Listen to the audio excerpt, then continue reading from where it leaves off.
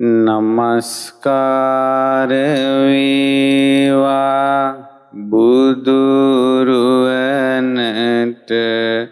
සැමදා බුදු හිමි සරණ යමි.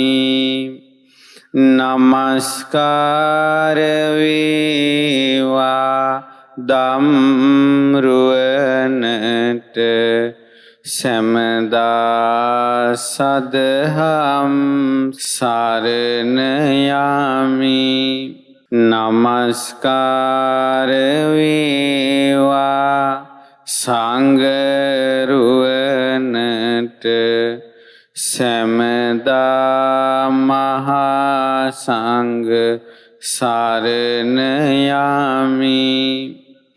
නමස්කාර වේවා තුනුරුවනට සැමදා තිසරණ සරණ යමි.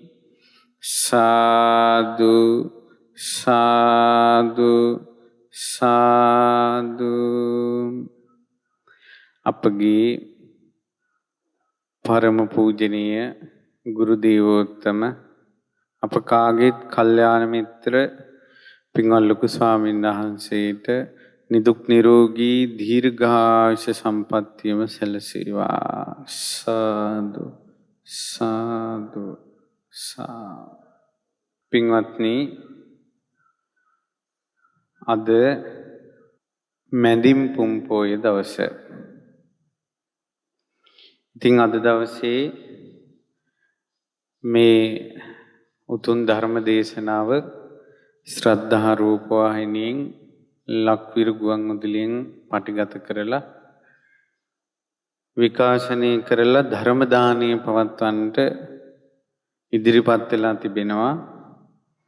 එංගලන්තයේ පදිංචි පින්වත් මහීෂා පුණ්‍යවර්ධන මහත්මිය සහ සතිර පිලිප්ස් මහත්තයා, ඒ වගේම කයෙල් පුතණුවන් සහ ඇඩෙල් දියණිය විසින් ඒ පවුලේ පින්වතුන් අද දවසේ මේ ධර්ම දානය සිද්ධ කරනවා. ඉතින් ඒ ඇත්තන්ට බොහෝ කාලයක් හිතසුව පිණිස පවතිනවා ධර්මයේ අන් අයට අහන්න සැලැස්වීම. පින්වත්නි, දැන් ඔන්න මේ පින්වතුන් බොහෝ කාලයකට පස්සේ මේ අසපුවට පැමිණ මේ ධර්මයේ ශ්‍රවණය කරන්න. ගිය මාර්තු වලින් වගේ මේ කලබල ඉන්න පටන් ගත්තේ එතෙක් ළඟට පැමිණ ධර්මයේ ඇසීමේ පින රැස් කරගන්න නොහැකි වුණා. ළඟට පැමිණ ධර්මයේ ඇසීමේ විපාක තියෙනවා. ගෙදරින්දලා ධර්මය අහනවටත් වඩා. ඒ තමයි ළඟට පැමිණ ධර්මය අහනකොට දහම් ගෞරවය වැඩි. අපි ඒ සඳහා සැදී පැහැදී ඉන්නේ. නිවසේ අපි ෆෑන් එකත් ළඟට කරලා දාගෙන ඊට පස්සේ තේ එකක් බොන ගමන් හදිසියේ කවුරු හරි කතා කරොත් ෆෝන් එකත් උස්සනවා. ඔය කලබගෑනිය ඇස්සේ තමයි බණ අහන්නේ. සමහර අයට හිතෙනවා ඊතුරු ධර්ම දේශනාවේ ඊතුරු කොටස පස්සේ රිවයින් කරලා හරි අහන්න පුළුවන් නේ කියලා. ඊටත් වඩා මෙතෙන්ද පැමිණ මේ බිම ඉඳගෙන කකුල් රිදෙද්දී අපහසුතා එද්දී ධර්මය අහන්න ඕන කියන මුළු හිතම ඒකට යොමු කළා ධර්මය අහනවා. එතකොට දහම් ගෞරවය ඇති වෙනවා. සමහර වෙලාවට ගෙදරිද්දලා මේ පහුගිය අවුරුද්දේම ටීවී එකෙන් හෝ ෆෝන් එකෙන් ධර්මය අහද්දී සමහර අයට එක දිගටම අහන්න බෑ, අතරමඟ නතර කර කර බණ අහන්න. තේ බිබී වතුර බිබී පහසුකම් විඳ විඳ ඒ නිසා ධර්මයට කරන සත්කාරයක්, ධර්මයට කරන ගෞරවයක් විදිහට ළඟට පැමිණ ධර්මය ඇසීමේ විපාක වැඩි. හැබැයි පිට රටවල අයට ඒ අවස්ථාව නැහැ. එයාලා පුළුවන් විදිහට අහන්න ඕන මෙහෙම හරි. අන්තර්ජාලයෙන් හරි පුළුවන් විදිහකට අහන්න ඕන. නමුත් ලංකාවේ අයට ළඟට පැමිණ ධර්මය අහන්න අවස්ථාව තියෙනවා. ඊළඟට විශේෂයෙන් මතක් කළ යුතු එකක් තියෙනවා. පහුගිය කාලේ වසංගතය. ඒ වසංගතය ඇති වෙලා අපි දන්නේ ඊළඟ පොයේ වෙනකොට අපිට ආපහු වැඩසටහන කරන්න පුළුවන් වෙයිද කියලා අපි දන්නේ. මිනිස්සුන්ට එළියට බහින්න බැරි තත්වයක් ආවා. පහුගිය අවුරුද්දේම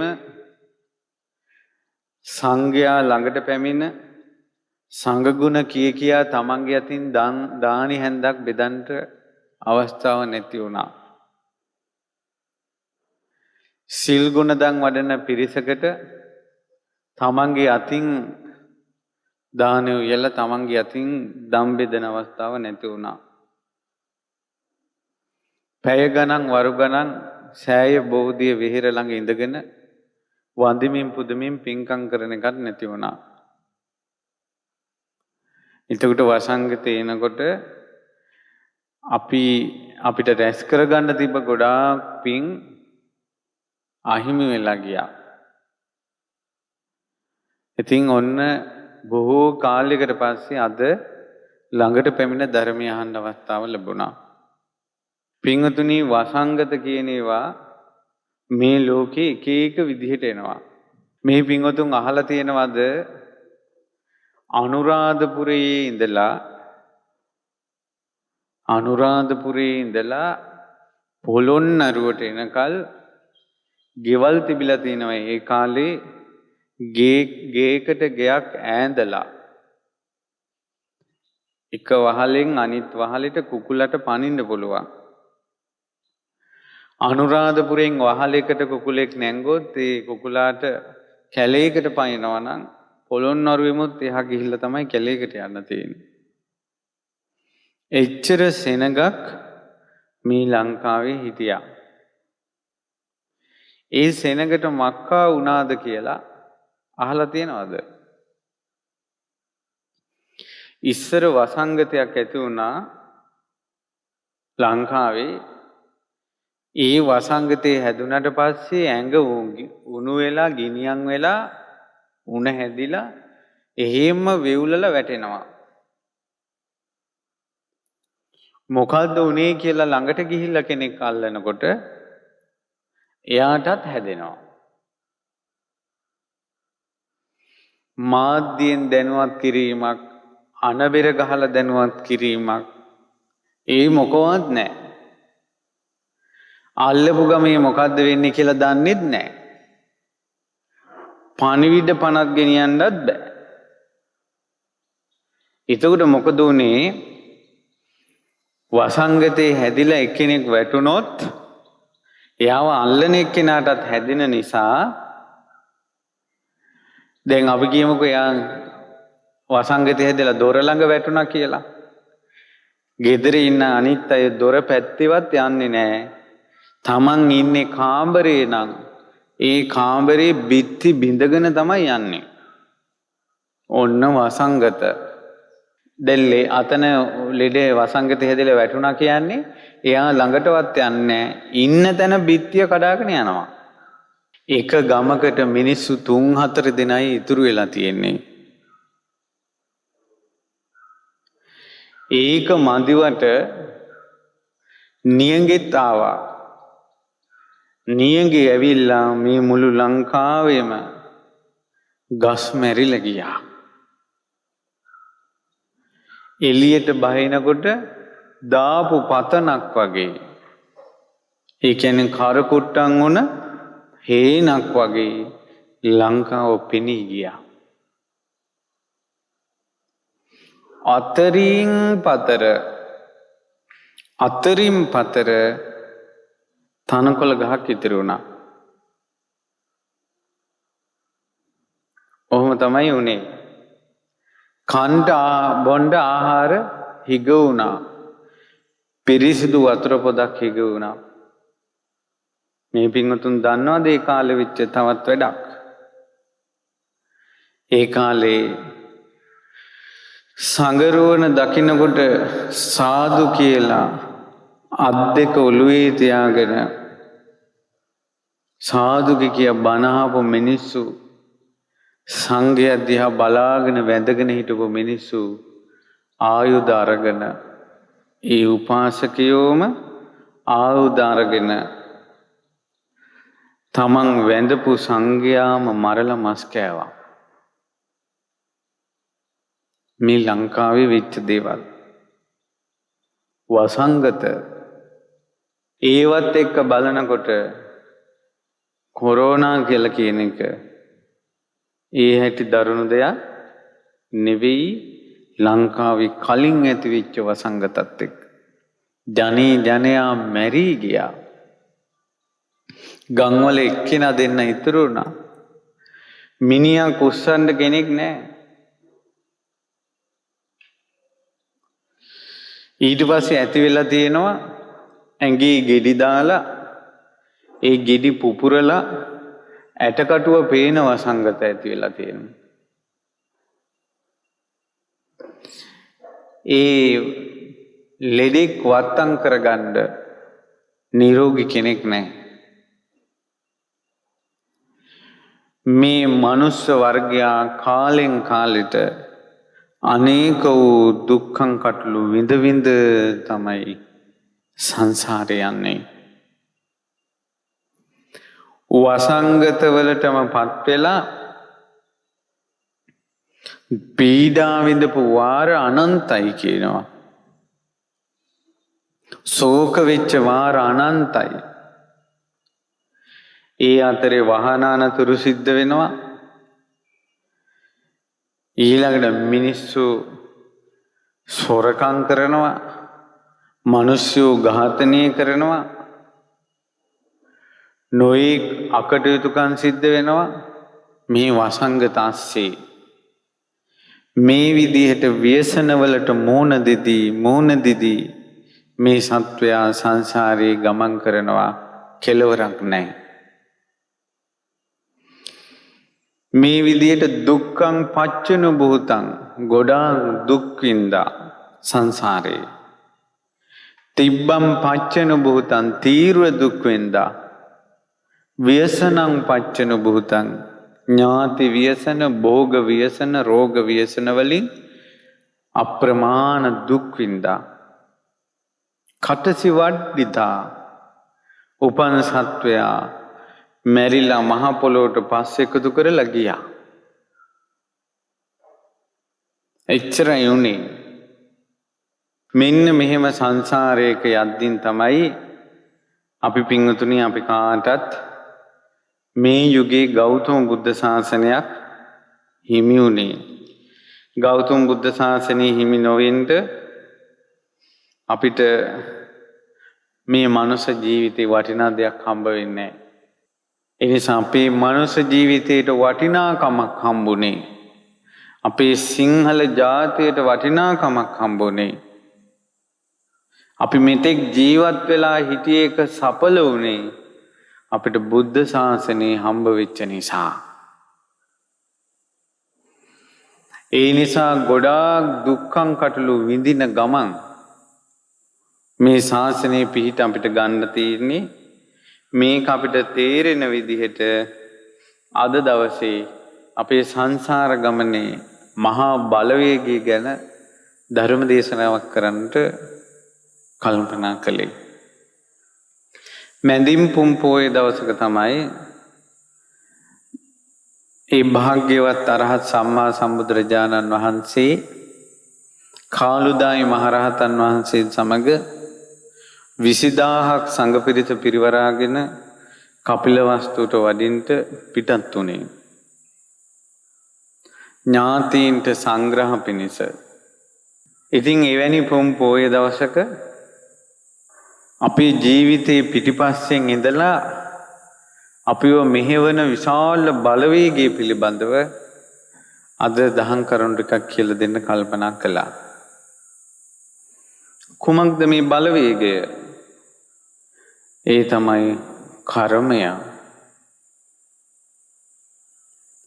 කර්මය කියන එක හොඳට තේරුම් ගන්න ඕන.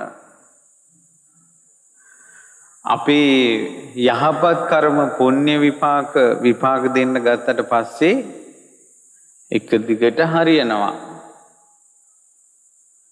පාප කර්ම විපාක දෙන්න ගත්තට පස්සේ එක දිගට වරදිනවා.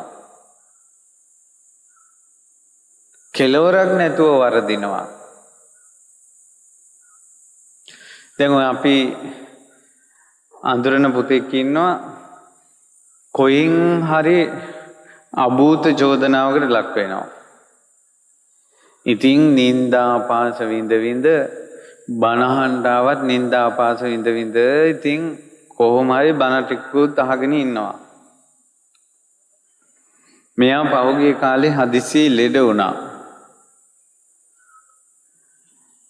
මාරාන්තික වුණා. ඊට පස්සේ ඔන්න පිරිත් කියලා තුනුරුවන්ට බාර කළා යාන්තම් ඇස් හැරියා. ඊට පස්සේ ඔන්න මෙයා වාන්ටුවට දැම්මා. ටිකට් කපන්නේ හිටයි කියලා ළඟ හිටපු ලෙඩෙක්ගේ ෆෝන් එකක්ද පර්ස් එකක්ද නැති වෙලා කියලා අර අල්ලගත්තා. අර මැරෙන්න වැටිලා හිටපු ලෙඩා යාන්තම් ඇස් හැරියා විතරයි. ෆෝන් හොරකමකට අහුණා. එයාට ෆෝන් එකක් උස්ස ගන්න අතත් වෙවුලනවා. දැක්කද කර්ම විපාක?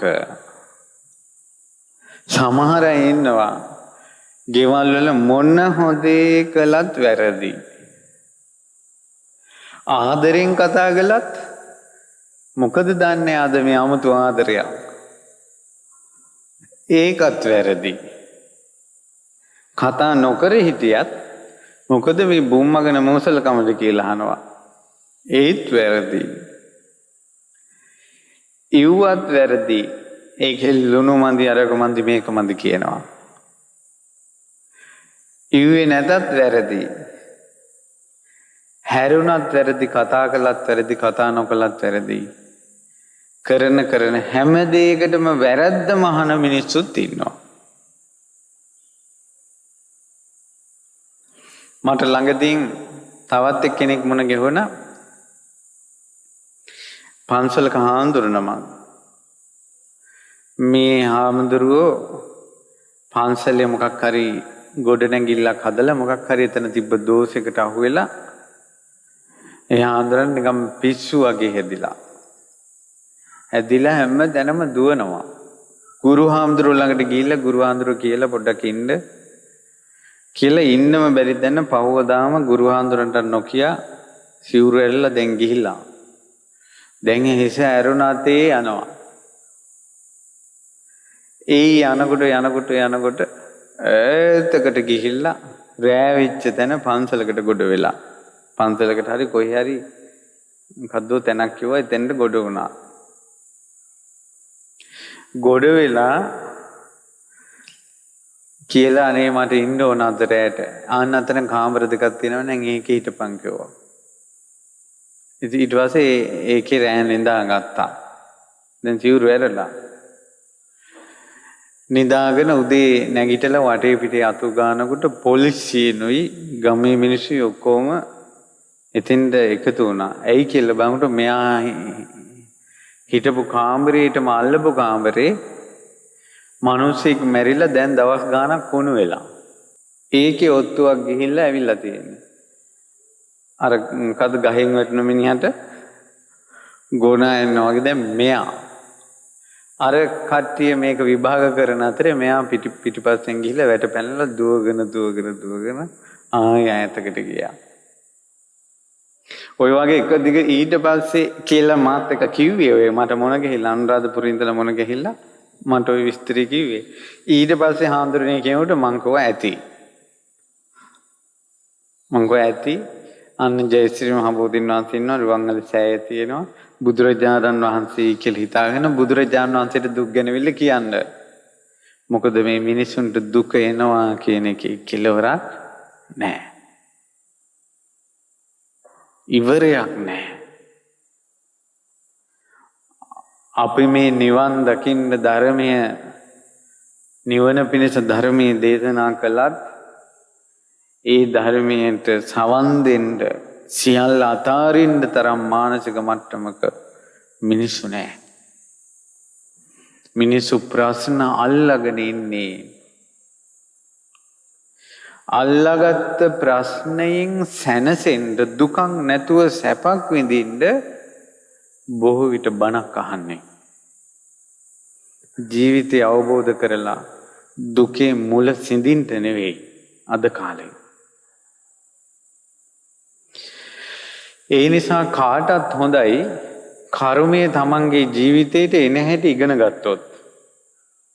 ඉතින් මේකට මම අද කරුණු ටිකක් කියලා දෙන්නම්. මේ කරුණු ටික තේරුම් ගන්න හරි ලස්සන සූත්‍රයක් තියෙනවා. ඒ සූත්‍රේ නම නිබ්බේධික සූත්‍රය. නිබ්බේධික සූත්‍රයේ කර්මය ගැන විස්තර කරලා තියෙනවා.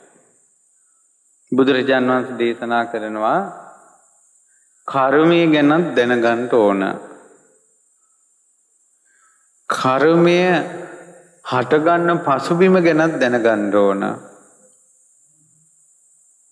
කර්මයේ තියෙන විවිධත්වයක් දැනගන්න ඕන.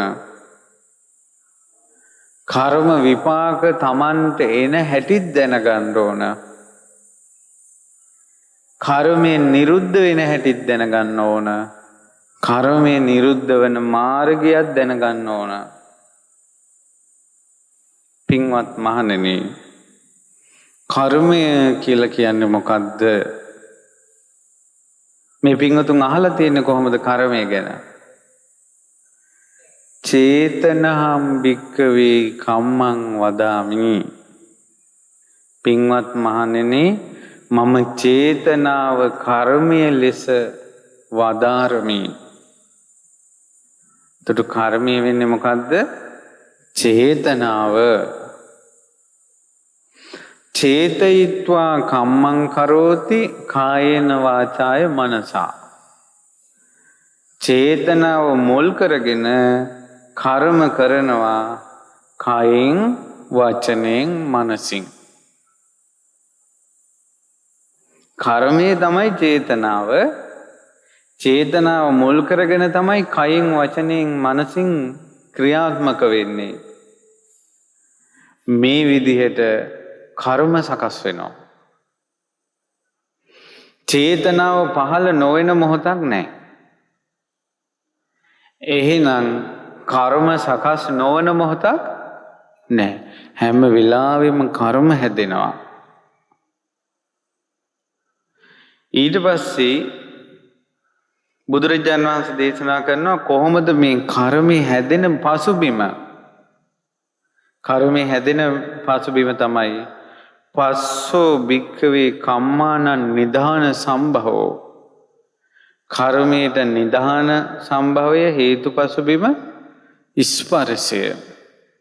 ඇයි චේතනාව පහළ වෙන්නේ? ස්පර්ශය නිසා. ඇසයි රූපයි විඥානයයි එකතු වීමෙන් ඇසේ ස්පර්ශය හට ගන්නවා. එතකොට තමයි චේතනා ඇති වෙන්නේ. ඇහැට රූපයක් එකතු වුණේ නැත්තම් එතන චේතනාවක් හැදෙන්නේ නැහැ. චේතනාවක් හැදුන්නේ නැත්තම් කර්මයක් හැදෙන්නේ නැහැ. නමුත් හැම වෙලාවෙම ඇහැට රූප පේනවා, කනට ශබ්ද ඇහෙනවා, නාසයට ගඳ සුවඳ දැනෙනවා, දිවට රසය දැනෙනවා, කයට පහස දැනෙනවා, හිතට අරමුණු හිතෙනවා. ආයතන හයෙන් ස්පර්ශ වෙවි තියෙන්නේ. ඒ ස්පර්ශ වෙනකොට චේතනාවක් ඇති වෙනවා. ඒ චේතනාව තමයි කර්මය. තරහ යන සිතවිල්ලක් නම් කයින් ක්‍රියාත්මක වෙන්න, වචනයක් පිට කරන්න, ඒ තරහ හිතේ හිතා ඉන්න අර චේතනාවෙන් එයාව අවුස්සනවා. ඒ නිසා ස්පර්ශයේ තියෙන තාක්කල් චේතනාව පහළ වෙනවා. ඒ කියන්නේ කර්මය තියෙනවා. ඊට පස්සේ විස්තර කරනවා හරි අගේට කතමාච භික්ඛවේ කම්මානං වේමත්තතා. කර්මයේ තියෙන විවිධත්වය මොකක්ද? කර්මයේ තියෙන විවිධත්වය තමයි ඇත්තටම දැන් අද මේ දේශනාව කරන්නට හිතුවෙත් මෙන්න මේ කොටස නිසා. ඒ තමයි කර්මයේ විවිධත්වය. මොකද්ද කර්මයේ විවිධත්වය?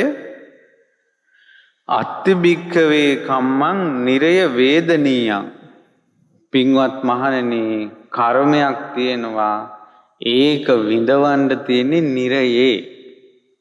ඒක වෙන ලෝකවල විපාක දෙන්නේ නෑ. නිරයේ ගිහිල්ලා තමයි ඒක දෙන්නේ විපාකය. දැන් අපි චේතනාවක් පහළ කළා කරන කියන හිතන පතන දේවල් වල සමහර කර්මයක් හැදෙනවා, ඒක නිරේ තමයි ඒකේ විපාක දෙන්නේ. මේ මනුස්ස ලෝකේ නෙවෙයි. අත්ති භික්ඛවේ කම්මං තිරච්ඡාන යෝනි වේදනීයං. තව කර්මයක් විපාක දෙනවා. ඒ කර්මේ විපාක දෙන්නේ තිරිසන් ලෝකේ. වෙන ලෝකවල නෙවෙයි ඒ කර්මේ විපාක දෙන්නේ තිරිසන් ලෝකේ. තව කර්මයක් තියෙනවා, ඒක විපාක දෙන්නේ ප්‍රේත ලෝකේ. තව කර්මයක් තියෙනවා, ඒක විපාක දෙන්නේ මනුස්ස ලෝකේ. තවත් කර්ම જાතියක් තියෙනවා, ඒව විපාක දෙන්නේ සුගති දෙව්ලොව, දිව්‍ය බ්‍රහ්ම.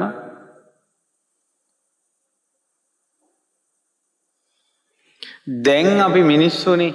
දැන් මේකෙන් තේරුම් ගන්න, දැන් අපි මිනිස්සුනේ. එතකොට මිනිස්සු විදියට අපි විඳින්නේ මොන කර්මද? විපාක විඳින්නේ මිනිස්සෙක් විදිහට විඳිය යුතු කර්ම විතරයි.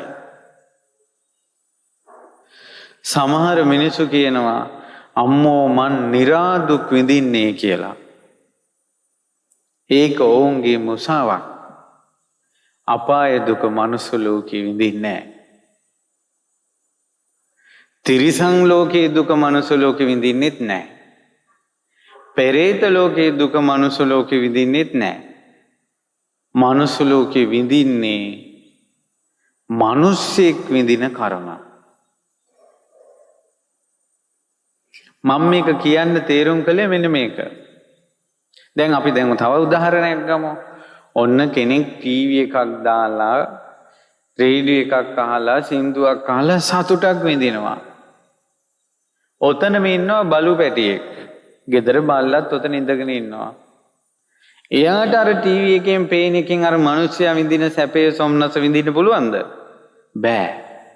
එකම රූපය.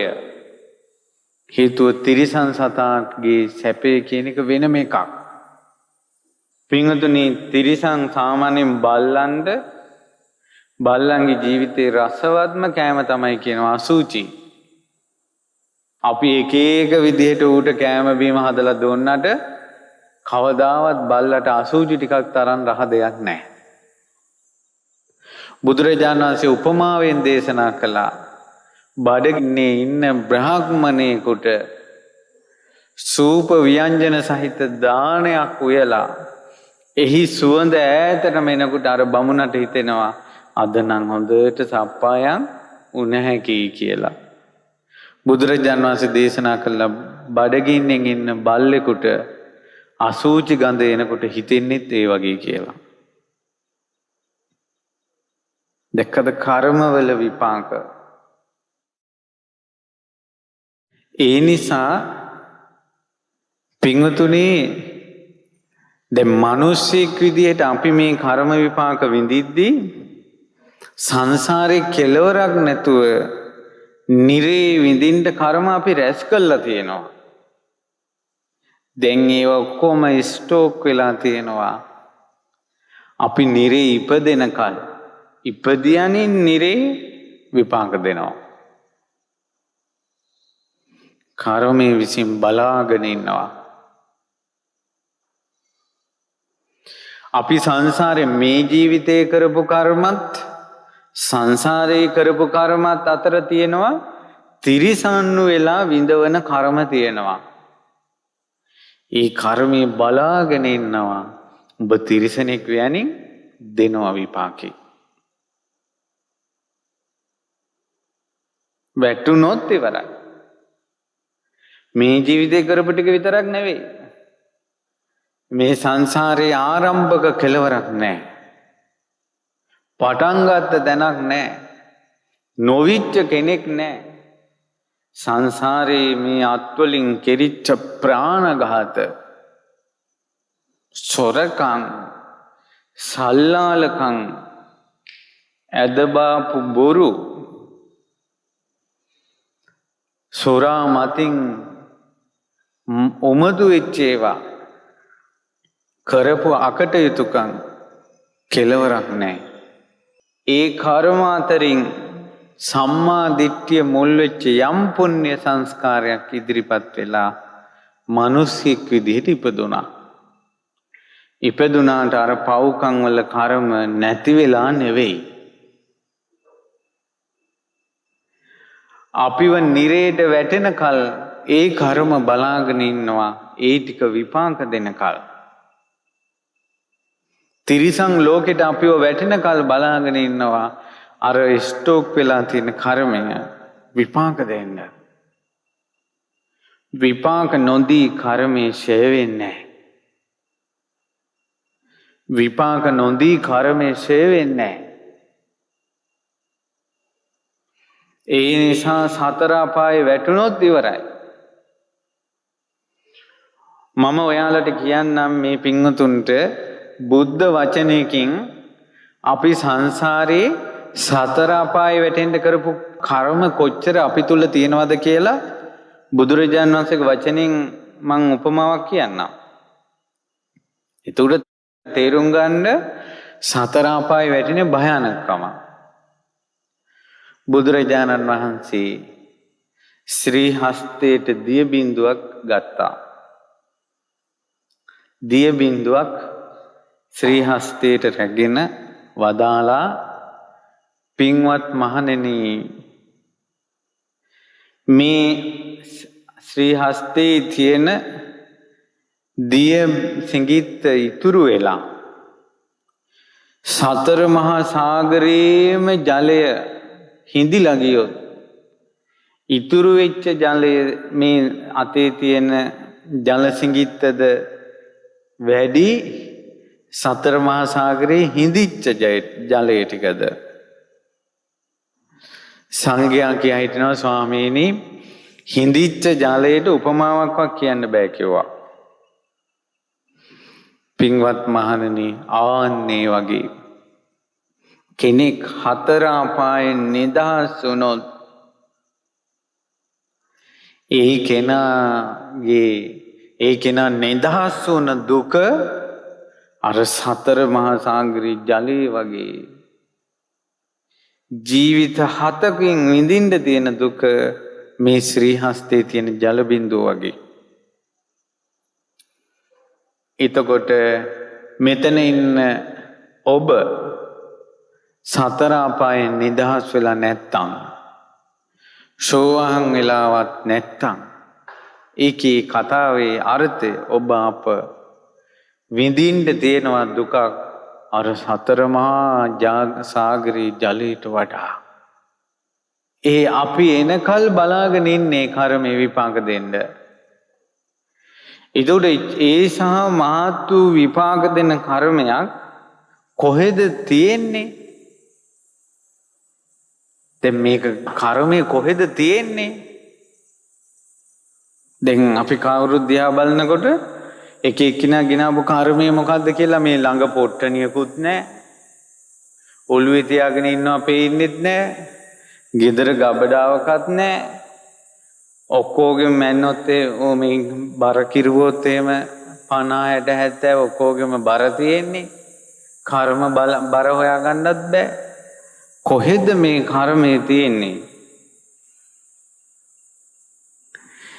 කොහෙද මේ කර්මයේ තියෙන්නේ කියන ප්‍රශ්නයට නාගසේන මහරහතන් වහන්සේ මිලින්ද රජුරන්ට උත්තර දෙනවා. රජතුමනි, කර්මයේ තියෙන තැන පෙන්වන්න බෑ. ස්වාමීනි, උපමාවක් කරන්න පුළුවන්ද? පුළුවන් රජතුමනි.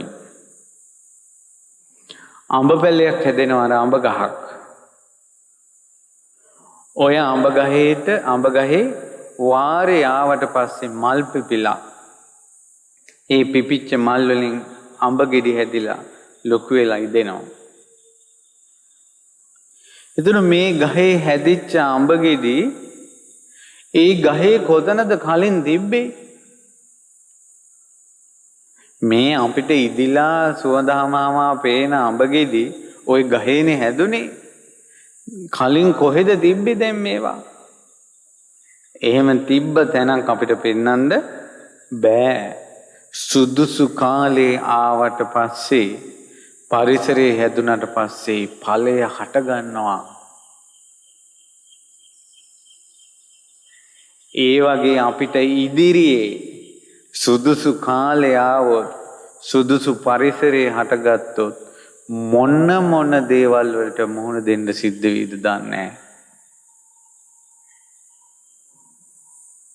ගෙන් එළියට බහිනකොට කටවල් වහගෙන එළියට බහින්න කර්මයක් දැන් ඉදිරිපත් වුණානේ. අපි කලින් හිතුවේවත් නැති කර්ම. සමහරවිට අපි ගමනක් බිමනක් යනවා බස් වල, මේ බස් එක පෙරලෙනවා. යන්න හිතාගෙන ගියේ කොහෙද? යන්න උනේ කොහෙද? ඒ නිසා පටාචාරා නමුත් සිටු මැදුරෙන් දරපරන්න කොල්ලත් එක්ක පිටව ගියේ දුක් විඳින්න හිතාගෙන නෙවෙයි. පටාචාර හිතුවා ඒක තමයි නිදහසේ විඳින සැපය. මම මේ සිටු මාලිගාවට කූඩු වෙලා ඒ නිසා ඈත වනේ පැල්පතක මම ගොඩාක් ආදරය කරන මගේ පෙන්වතා සමග සිටින එක තමයි ජීවිතේ සැපේ කියලා හිතුවා. හිතාගෙන ගියේ මොකද්ද? විඳින්න උනේ මොකද්ද? කර්මයේ බලාගෙන හිටියා ගඟෙන් එතරට යනකල්. කර්මයේ බලාගෙන හිටියා බඩක් උස්සගෙන පාරේ යනකල්. පාරේ වදාපන් දරුවා. කර්මයේ බලාගෙන හිටියා බඩක් උස්සගෙන මහවනේ යනකල්. මහා වරුසාව වෙලාවේ දරුවෙක් වදාපන්. කර්මයේ බලාගෙන හිටියා මහා වැස්සේ තෙමි දරුවා වදනකොට තමන්ගේ ස්වාමියා මරණයටපත් වෙනකල් විපාක දෙන්න. කර්මයේ ලස්සනට බලාගෙන හිටියා ගංගාව උතුරා යනකල්. කර්මයේ ලස්සනට බලාගෙන හිටියා ඈ ගඟ මැද ඉඳින් දරුවෙක් අහසට යනවායි, එක දරුවෙක් ජලයේ ගහගෙන යනවායි අම්මගේ ඇස් දෙකට පෙන්නන්ට කර්මයේ බලාගෙන හිටියා. අම්මා කෙනෙකුට දරා ගන්න පුළුවන් දුක්ද? ආය කර්මයේ බලාගෙන හිටියා උඹ නොමැරී හිටපන්. මේ දුක් ටික විඳින්න උඹ නොමැරී හිටපන්. තමන්ගේ අම්මයි තාත්තා සහෝදරයා එක දරසෑයි දැවෙනවා බලාපන්. සොඳුරු යෞවන සිටු කුමරී උඹ ඇඟේ නූල් පොටක් නැතුව පිස්සියෙක් වගේ දුවපන්.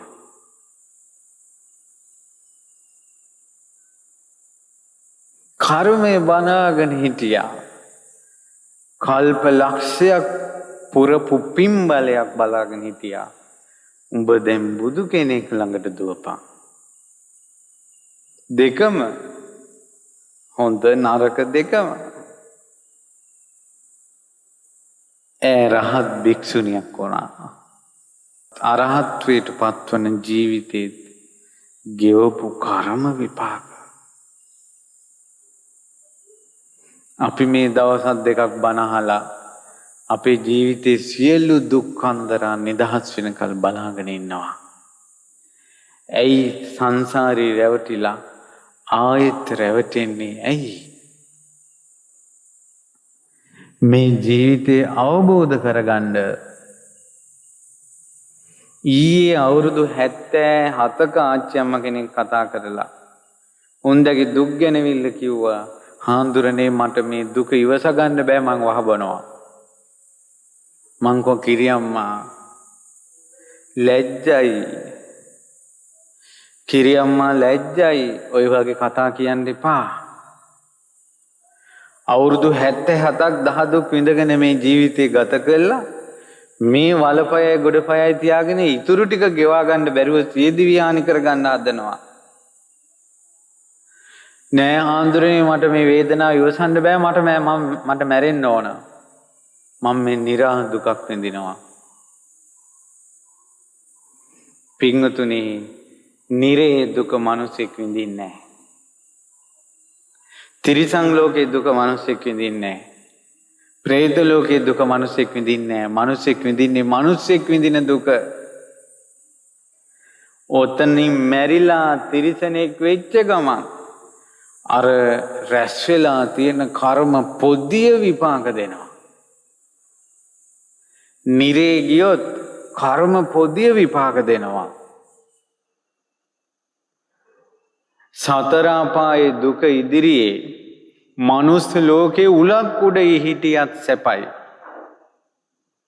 අම්බ සක්කර පේත වස්තුවේ උල උඩ ඉන්න මිනිස්යාටත් අමනුෂ්‍යෙක් ඇවිල්ලා කිව්වා උඹ ජීවත් වෙයන් කියලා. සියදිවි හානි කරගත්තට කමන්නේ, මැරුණට පස්සේ මන් නිරේ යන්නේ කියලා දන්නවනම්, මැරුණට පස්සේ මන් තිරිසන් ලෝකේ යන්නේ කියලා දන්නවනම්, මැරුණට පස්සේ මම ප්‍රේතෙක් වෙන්නේ නැම කියලා දන්නවනම්, හතර අපාය යන්නේ නැහැ කියලා දන්නවනම් මැරුණට කමක් නැහැ. සතර මහා සාගරේ ජලයට වඩා දුක් අන්දරාවක් බලාගෙන ඉන්නවා අපි හතර අපායට එනකල්.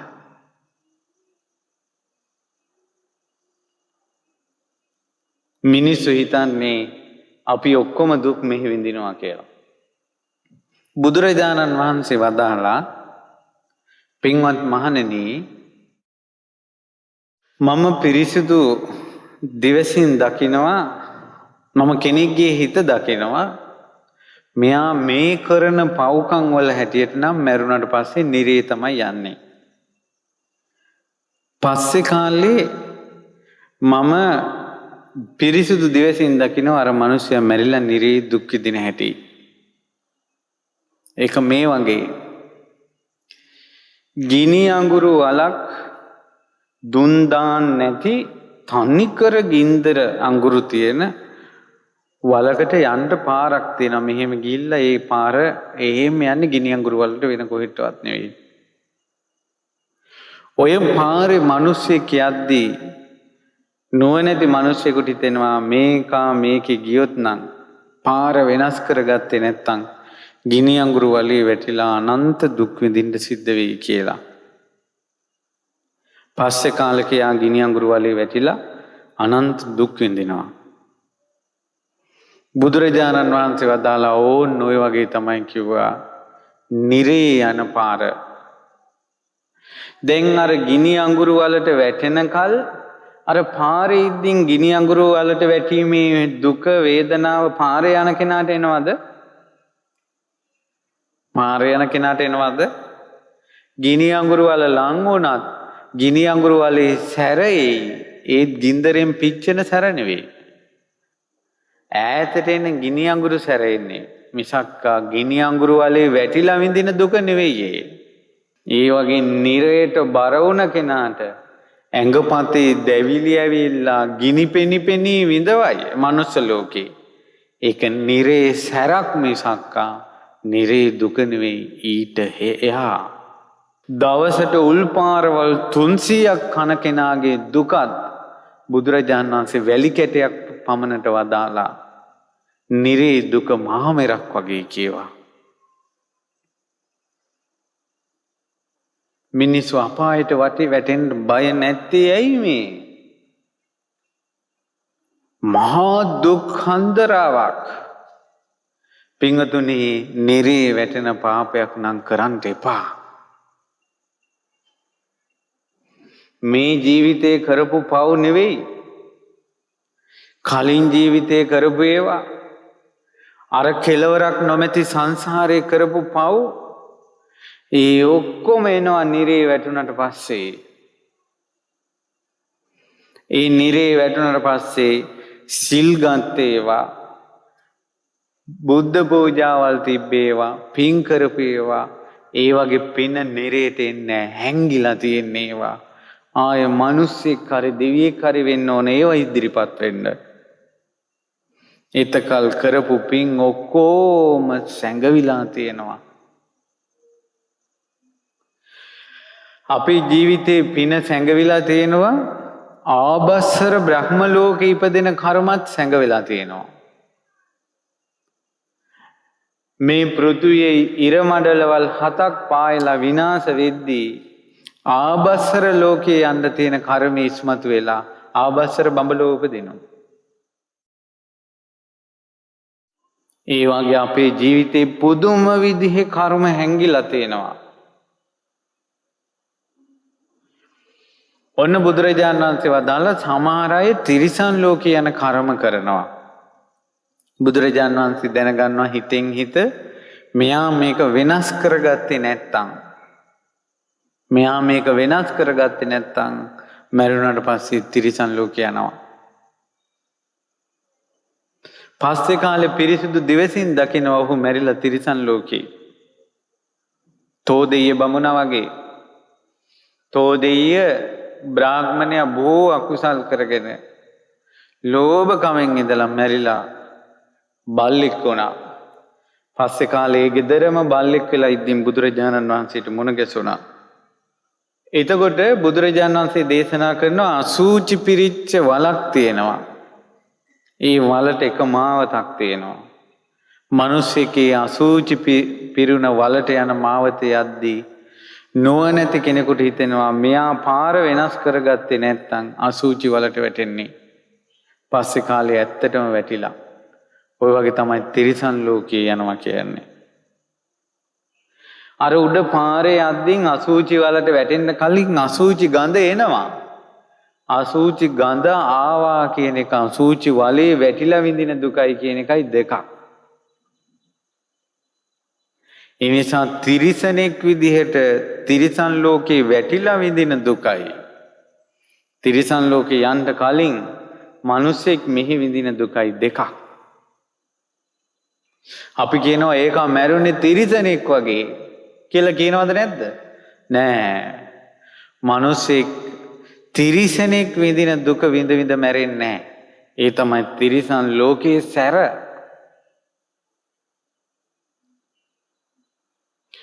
ඌරෝ මරපු සූකර, චුන්ද සූකර ඌරෙක් විදියටම මැරුණා. ඒ තමයි ඔහු කරගත්ත කර්මයේ සැර. ඌරෙක් මැරෙන්නේ එතනිමුත් එහා දුකකින්. පැහැදිලිද මම කියන එක? ඒ නිසා තිරිසන් ලෝකේ විඳින්න තියෙන කර්ම බලාගෙන ඉන්නවා අපි තිරිසන් ලෝකෙ ඉපදෙන කල. දැන් ඔන්න මම පැවිදි වුණා. මම මනුස්ස ලෝකේ ඉපදෙනකල් ලොකු ස්වාමීන් වහන්සේ වගේ සත්පුරුෂයන් වහන්සේ නම මුණ ගැහෙනකල් මේ ධර්මයේ ඇහෙනකල් අර පැවිදි වෙන කර්මේ සැඟවිලා තිබ්බේ. අපි පුංචි කාලේ මහාන වෙන්න ආස කරපු අය නෙවෙයි. අපේ පුංචි කාලේ අපි ඉගෙන ගනිද්දිත් අපිට තිබ්බේ වෙන වෙන ලෝක. අපේ හිතේ තිබ්බ සිහින මාලිගා වෙන එකක්. ඒත් සත්පුරුෂ ඇසුර මුණ ගැසෙද්දී අර කර්ම ඉදිරිපත් වෙලා කිව්වා ඔබ මහණෙනි. හැබැයි ලංකාවේ ඉපදුනේ නැත්තම් වෙන කොහේ හරි මිත්‍යා දෘෂ්ටික රටක ඉපදුනා නම් මිත්‍යා දෘෂ්ටික පවුලක ඉපදුනා නම් මේ කර්මය ඉස්මතු වෙන්නේ නැහැ. දෙව්ලොව ඉපදුනත් පැවිදි වෙනවා කියන කර්මය ඉස්මතු වෙන්නේ නැහැ. ඒ අදාළ තැන විපාක දෙන්නේ. මේ කර්මය කියන එක බුදුරජාණන් වහන්සේම විස්තර කරපු වචනයකින් විස්තර කරනවා මිසක්කා කර්මයේ විපාක දෙන හැටි සාමාන්‍ය හිතකටව කිසි කෙනෙකුටවත් විස්තර කළ නොහැකි. මම මේ කියන්නේ මිනිස්සු ජීවිතේ විඳින දුකට කර්ම විපාකවලට විසඳුම විදිහට දකිනවා මැරෙන එක. ඒක හරිද වැරදිද? මේ විඳින දුකට මරණයයි සැනසෙල්ල කියලා හිතන සිතිවිල්ල හරිද වැරදිද? වැරදි. ඒක සම්මා දිට්ඨියක්ද මිත්‍යා දෘෂ්ටියක්ද? මිත්‍යා දෘෂ්ටිය. මෙයා මැරෙන්නේ තවත් කර්ම විපාක ටිකකට දොරක් අරගෙන. තවත් කර්ම විපාක ගොඩකට දොරක් අරගෙන මැරෙන්නේ. මේ පින්වතුන් නම් ජීවිතේ විඳින දුකට මරණය කියන්නේ විසඳුමක් කියලා කිසිදා නොසිතත්වා. මරණයක් දුකක්. දුකෙන් දුක කොහොමනම් ප්‍රහාණය කරන්නද? දුක අවබෝධ කරනවා මිසක්. ඊට පස්සේ බුදුරජාණන් වහන්සේ දකිනවා සමහර අය പ്രേත ලෝකේ යන කර්ම රැස් කරනවා. විනිපාත പ്രേත ලෝකේ උපදින. ඊට පස්සේ බුදුරජාණන් වහන්සේ පස්සේ කාලේ දකිනවා යා പ്രേත ලෝකේ තමයි ඉපදිලා ඉන්නේ. ඔන්න බඩගින්නෙන් පිපාසයෙන් ඉන්න කෙනෙක් ගිමනින් තැවිලා යද්දී එයා යන පාර තියෙන්නේ අතරින් පතර කොළයක් තියෙන පිරිසිදු හෙවණක් නැති ගහක් පැත්තට. මෙයා ඒ පාරේ යනකොට ඉතින් අර අනිත් පුරුෂයා කල්පනා කරනවා අතරින් පතර කොළ තියෙන හරියට හෙවණක් නැති ගහ යට තමයි මෙයාට ඉන්න වෙන්නේ කියලා. ඇත්තටම එයා ඒ ගහ යට තමයි ඉන්නේ. ඔය වගේ කිව්වා പ്രേත ලෝකේ වැටෙන එක. එයාගේ ප්‍රශ්නෙට විසඳුමක් නෙවෙයි. මනුස්ස ලෝකේ උපදින එක බුදුරජාන් වහන්සේ දැක්කා. ගිමනින් තැවිලා පීඩාවෙන් යුක්තව පිපාසයෙන් වතුර පොදක් හොයාගෙන යන කෙනෙකුට පාරක යනවා. ඒ පාරේ කෙළවරේ තියෙන්නේ හොඳට අතු පතර ලියලා වැඩුණු ලොකු නුග ගහක්. සීතල නුග ගහක්. හෙවණ තියෙන මනුස්ස ලෝකේ ඒ වගේ.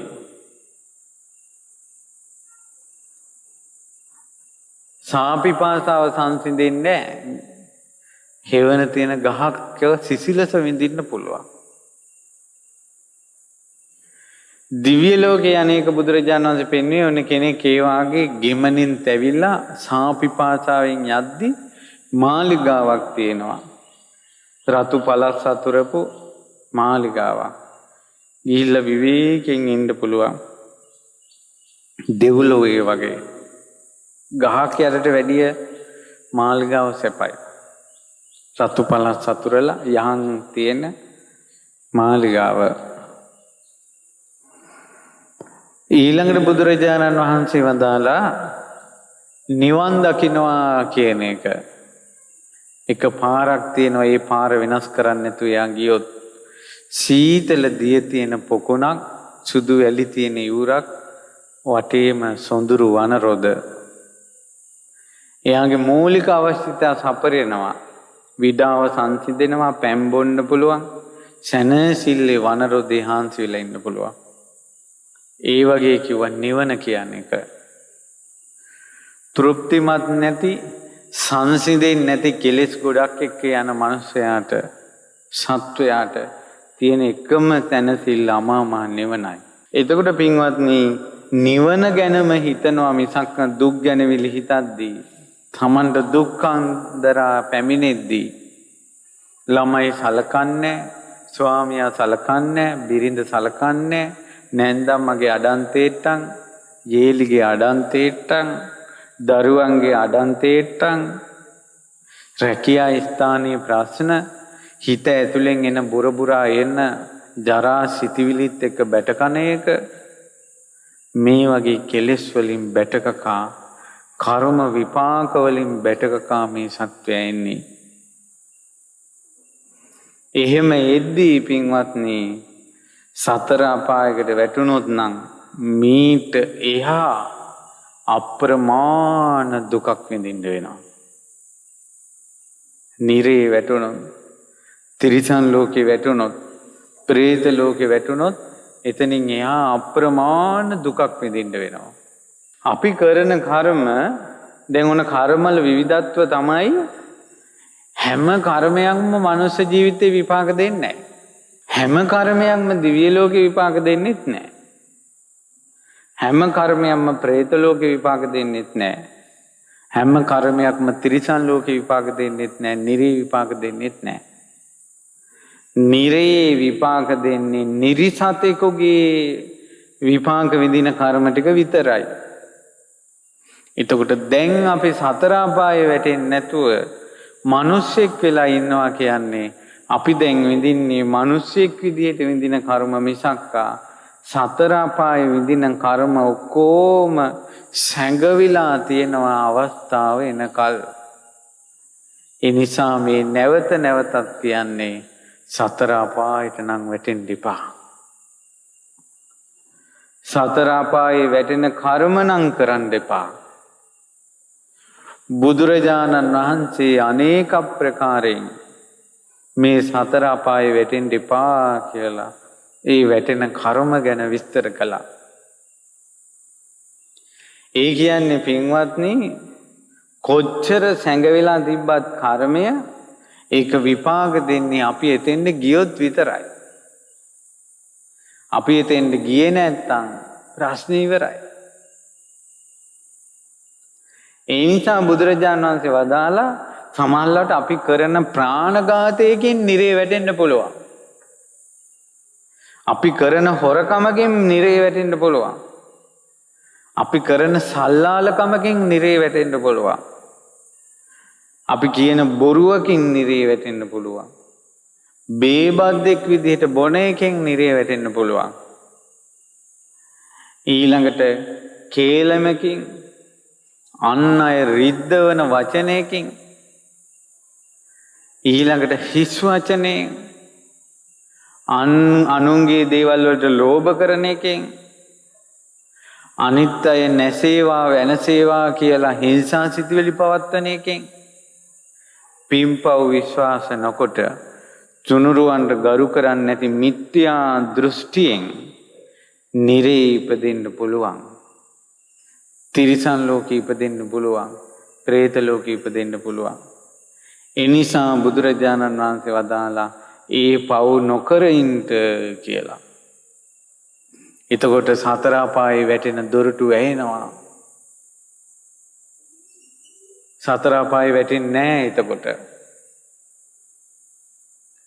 බුදුරජාණන් වහන්සේ වදාලා සතුන්ට හිංසා කිරීම, ගරු කළ යුත්තන්ට ගරු නොකිරීම,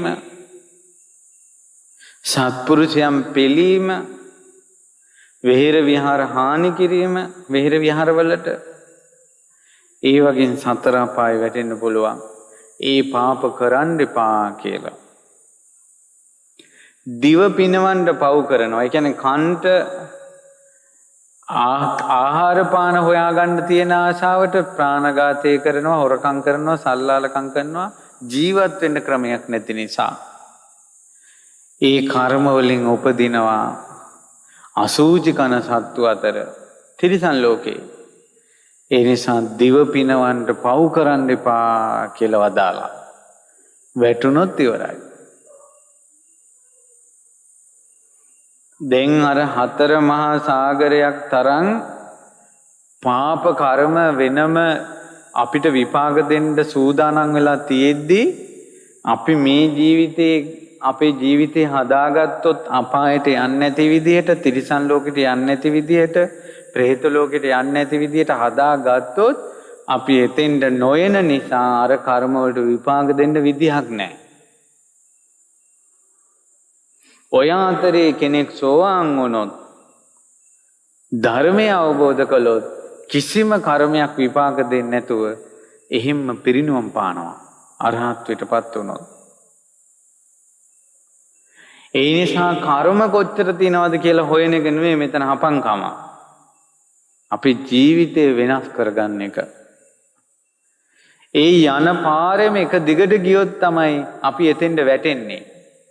පාර වෙනස් කරගත්තොත් වැටෙන්නේ නැහැ.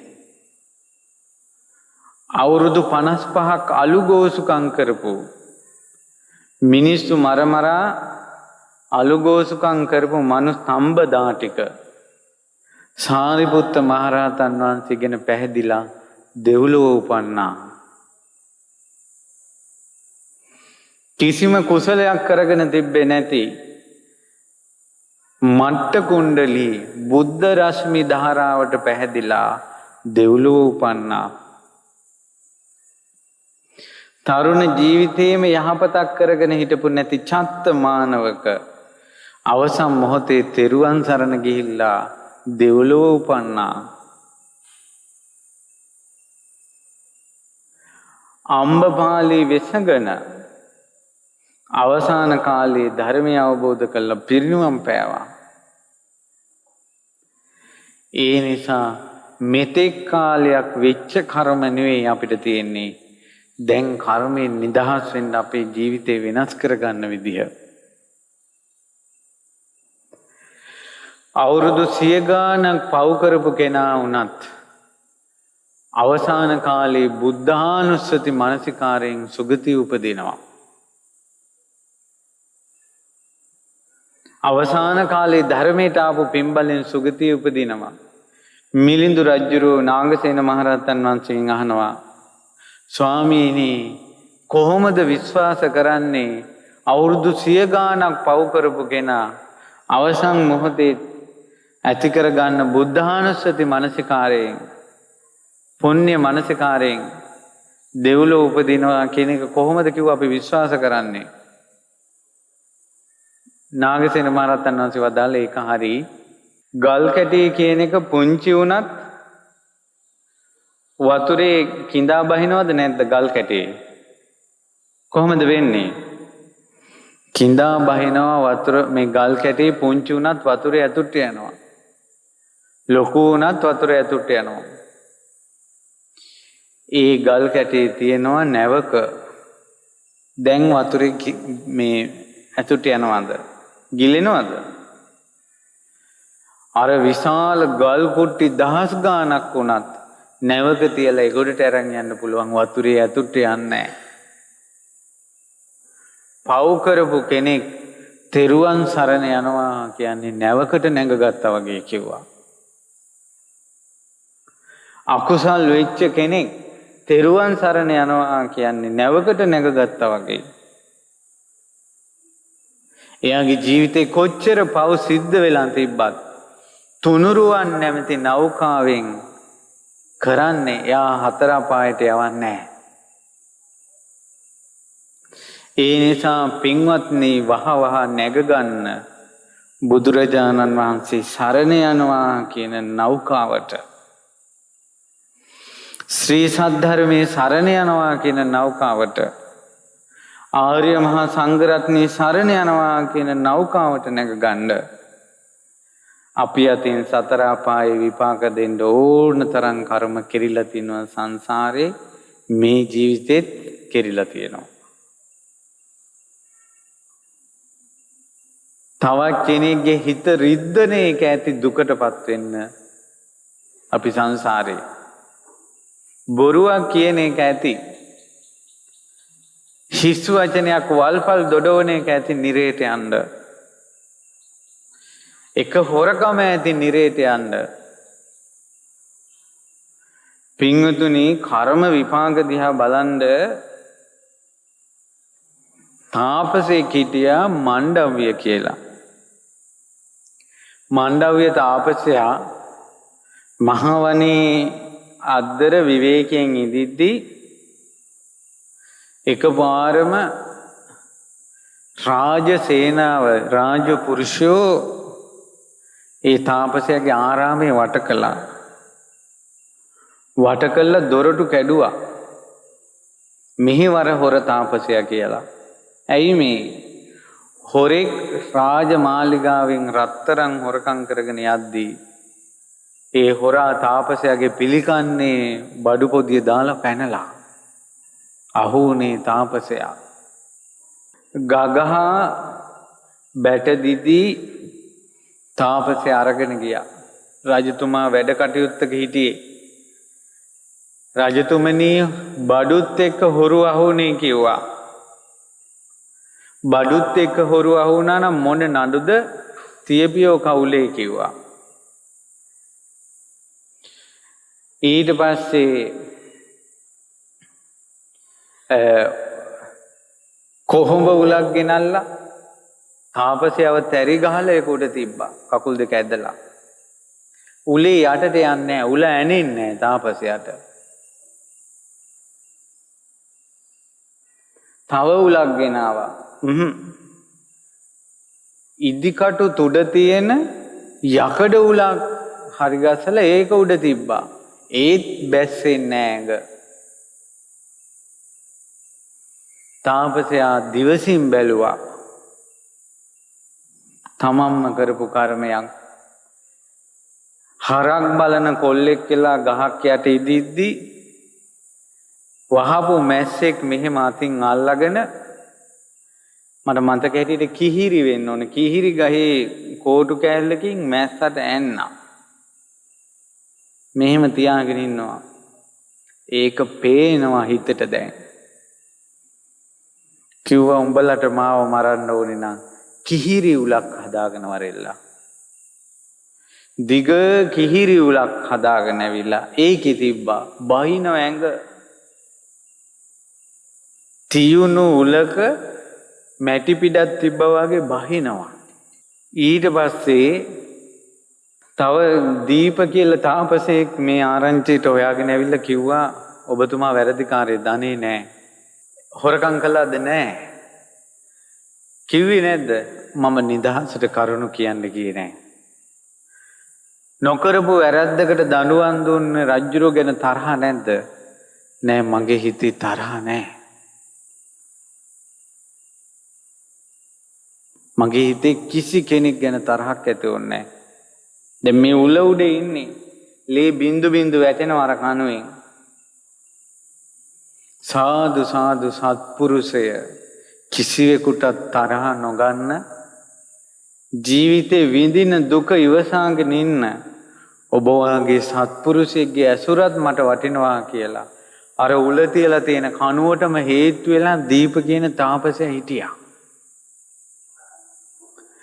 අර උඩ ඉන්න තාපසයාගේ ඇඟෙන් වැටෙන ලේ දීප තාපසයාගේ ඇඟේ වැටිලා කළු පුල්ලි හැදුනා. ඒ නිසා ඒ තාපසයාට නමක් හැදුනා කන්න දීප කියලා. රජුරෝන්ට පණිවිඩය ගියා උල උඩ ඉන්න තාපසයා ළඟ යට තව තාපසෙක් ඉන්නවා කියලා. රජුරෝ ආවා.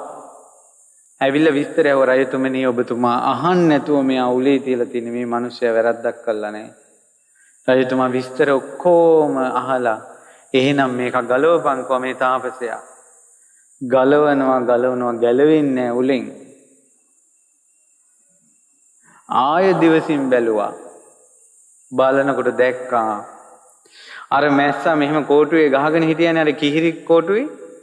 ටිකක් වෙලා යන උඩ අර මැස්සා මේ දඟලලා අර කිහිරි කෝටුවේ අග කෑල්ල කඩාගෙන ගිල්ලා ගියා.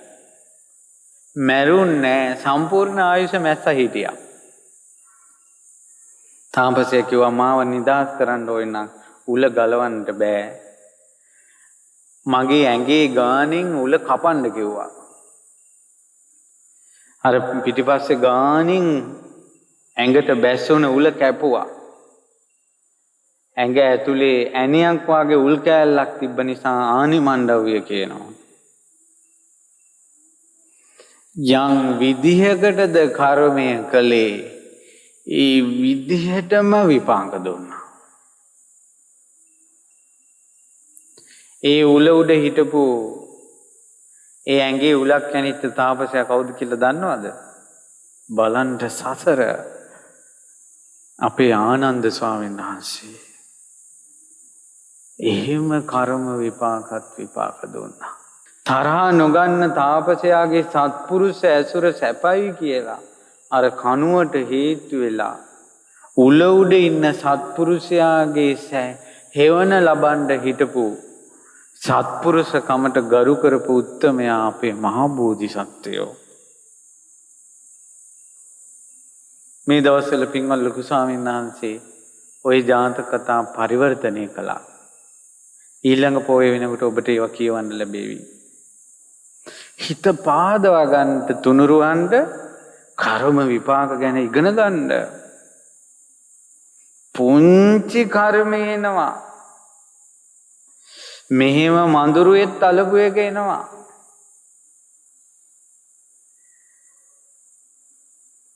මඳුරුවා තලලා මැරුන් නැත්තම් ඒකත් එනවා. එතනම චප්ප වුණා නම් ඒකත් එනවා. පුදුම සාගතයි. තවත් අපි මේ පව් කරන්නේ මේ ලෝක සත්වයා. කරපු පව් මදිද? තවත් සල්ලාලකම් කර කර අන් අයට අපවාද උපවාද නින්දා කර කර මේ පව් රැස් කරන්නේ. අහෝ මේ සත්වයා පව් කළා මදිද? අපෙන් වෙච්ච කර්ම මදිද? ආයමත් අකුසල් නම් කරන්න එපා. මේ පව්කම් වලින් නිදහස් වීම පිණිස බුදුරජාණන් වහන්සේ සරණ යන්න, ධර්මයේ සරණ යන්න, සංඝ රත්නයේ සරණ යන්න. කර්මය කියන්නේ මහා පුදුම දෙයක්. තව පැත්තක් කියලා දෙන්නම්. පින්වතුනි, ඔන්න මිනිස්සෙක් වෙන්න පුණ්‍ය කර්මයක් ඉපැද්දෙනවා. ඒකෙන් කරන්නේ ඒ කර්මයෙන් කරන්නේ යා මිනිස්සෙක් කරවන එක විතරයි. එයාගේ ආයුෂ තීරණය කරන්නේ එයා සංසාරේ ප්‍රාණඝාතය කළා තියනවද නැද්ද කියන එකෙන් තමයි ඒ ඉපදුන මිනිසයාගේ ආයුෂ තීරණය කරන්නේ. ඒ ඉපදුන මිනිසයාගේ රෝගී නිරෝගී බව තීරණය කරන්නේ එයා සතුන්ට හිංසා කළා තියනවද හිංසා නොකරලා තියනවද කියන එකත් එක්ක. එයා සතුන්ට හිංසා කළා තියනවනම්, බොහෝ යුද්ධවලට පටලැවිලා තියනවනම්, යුද පිටියට බැහැලා තියනවනම්, ඒ කඩුවෙන් අතපය කපලා තියනවනම් තමන් රෝගියෙක් කියන එක තීරණය කරනවා. තමන් සත්ව හිංසා කළා නැත්තම් නිරෝගී කියන එක තීරණය කරනවා. ඔන්න පිනක් ඉදිරිපත් වුණා මිනිසෙක් වෙන්න. ආයුෂ, රෝගී නිරෝගී බව වෙන කර්ම වලින්. එයා උපදින කුලේ වංශේ, එයා උපදින වංශේ තීරණය කරන්නේ මෙයා සංසාරේ අන් අයට ගරු කළා තියනවද නැද්ද? වැඩිහිටියන්ට, ශ්‍රමණ බ්‍රාහ්මණයන්ට, සෑයට බෝධියට ගරු කළා තියනවා නම් නම්බුකාරක පවුලක උපදිනවා. ගරු නොකරලා තියනවා නම් හීන පවුලක උපදිනවා. හිටපියතෝ 16ක් වෙලා. ඊළඟට එයාට පිරිවර නම්බු නාමයන එක, පිරිවර සැප සම්පත් ඇති වෙන එක, පිරිවර සැප සම්පත් නැති වෙන එක ඊට අදාළ කර්මයෙන් හැදෙනවා. භවභෝග තියෙන ලැබෙනවා නම් සංසාරේ දන් දීලා තියනවාද කියන කර්ම එනවා. දුප්පත් නම් සංසාරේ දීලා නැද්ද කියන කර්ම එනවා. ලස්සනයිද කියන එක, සංසාරේ වස්ත්‍ර දීලා තියනවාද, මෛත්‍රියෙන් ඉඳලා තියනවාද කියන එකත් එක තමයි ලස්සන එන්නේ. සංසාරේ වස්ත්‍ර දන් දීලා නැත්තම්, මෛත්‍රියෙන් ඉඳලා නැත්තම් කැත රූපයක් දෙනවා. හැබැයි ඉපදුනේ එක මිනිස්සෙක් විදියට. මිනිස්සෙක් විදියට උපැද්දුවේ එක කර්මයක්. එතනින් එහාට යා උගත් කෙනෙක්ද නොඋගත් කෙනෙක්ද ප්‍රඥාවන්ත කෙනෙක්ද ප්‍රඥාව නැති කෙනෙක්ද? ප්‍රඥාව කියන එක ලැබෙන්නේ සුදුසු කෙනාගෙන් සුදුසු දේ අහන පිනට. නොසුදුසු අයගෙන් නොසුදුසු දේ අහන්න හොඳ නැහැ. සුදුසු දේ දැන උගත්කම් තියෙන ශ්‍රමණයන් වහන්සේලාගෙන් ප්‍රභූවරුත් එක්ක දහම් කතාව කරන්න ඕන. එතකොට තමයි ප්‍රඥාව උපදින්නේ. දැන් ඒකයි දැන් සමහර අයට මට ළඟදීන් මාත් එක්ක කෙනෙක් කතා කළා. මොකද එයාගේ ණයක් ගැන. මට කිව්වා හාමුදුරනේ අහවල ණය ගෙවන්නේ පුළුවන් නම් අනේ කියලා මේ ඔය මනුස්සයට ටිකක් කියලා බය කළා පව් ගැනීම කියලා ওই ණය ටික මට ගෙවන විදිහට හරි ගැස්සලා දෙන්නකෝ කිව්වා. මං ගත්කට මැව්වා ඔහෙට සද්ධාවක් තියෙනවද? මං වාගේ හාමුදුරනමකට ඔහොම කියන එක හොඳයිද? වෙන කෙනෙකුට නම් කිව්වක් කමක් නැහැ. සංඝයාත් එක්ක එකතු වෙච්ච දහම් කතාවක් කරන්න පුළුවන් හාමුදුරනමක් එක්ක එකතු වෙච්ච වෙලාවේ අහපන්කෝ බන් ධර්මයෙන් කාරණාවක්. සසර ගැන අහපන්කෝ. ණය ගත්ත උදවිය ණය දෙන්නේ නැති කර්මය මොකද්ද කියලා අහපන්කෝ. අපිව දාසකමේ යොදවනවා නේද කිව්වා. ඔහෙලට ආයේ සංඝයා වහන්සේ නමක් දකින්න ලැබෙන එකක් නැහැ සංසාරේ. මං කො කියන්න කරන්න දෙයක් නැහැ. බණ කියන කටින් කිව්වා මේ කියන්නේ. අනවශ්‍ය දේවල් අපිත් එක්ක කතා කිරීමේ විපාක. සංඝයා වහන්සේ නමක් එක්ක කතා කළ යුතු දේවල් තියෙනවා. ඒක තෝරා බේරගත්තේ නැත්තම් එයා මනුස්ස ලෝකෙක ඉපදුනත් කල්පනාව නැති, නුවණ නැති, ප්‍රඥාව නැති කෙනෙක් කියලා උපදිනවා. මිනිස්සු නම් පින්වතුනි විශ්වාස කරන්න අතිශයින් අමාරුයි. ලොකු ශ්‍රද්ධාවක් පෙන්නගෙන ළඟට ඇවිල්ලා ටික දොහයි. ඒ ශ්‍රද්ධාවට වෙච්ච දෙයක් නැති වෙනවා. කර්මයේ ස්වභාවය දිහා බලන්න. පින්වතුන් දන්නවද ඔය ශ්‍රද්ධාවක් ඇති වුණාට පස්සේ ගොඩාක් කාලයක් ඒක රඳවා ගන්න බැරි හේතුව මොකද්ද කියලා? සීලයක් සමාදන් වුණාට පස්සේ සීල් ගොඩාක් කාලයක් රකින්න බැරි හේතුව මොකද්ද කියලා දන්නවද? පින්කමක් කළා ඒ සතුට ගොඩක් වෙලා හිතේ රඳවා ගන්න බැරි කර්මය මොකද්ද කියලා දන්නවද? කුසල් හිතේ රඳින්නේ නැත්තේ. කුසල් වලින් ඉක්මනට වැටෙන්නේ හිස් වචන කීමේ පාප කර්මයට. ඔය වල්පල් කතා කරන්නේ වගේ ඕපාදූප දේශපාලන කතා, ස්ත්‍රී කතා, නාඩගම් විගඩගම් කතා, ඒ වගේ විපාකයක් විදිහට කුසල් වලින් ඉක්මනට වැටෙනවා. දැක්කද කර්ම? එක එක දේට එක එක කර්ම. මා පැවිදි වෙන්න එක කර්මයක්. ගුරුවරයෙක් මුණ ගැහින එකට වෙනම කර්මයක්. බණ දහම් ඉගෙන ගන්න එකට වෙනම කර්මයක්.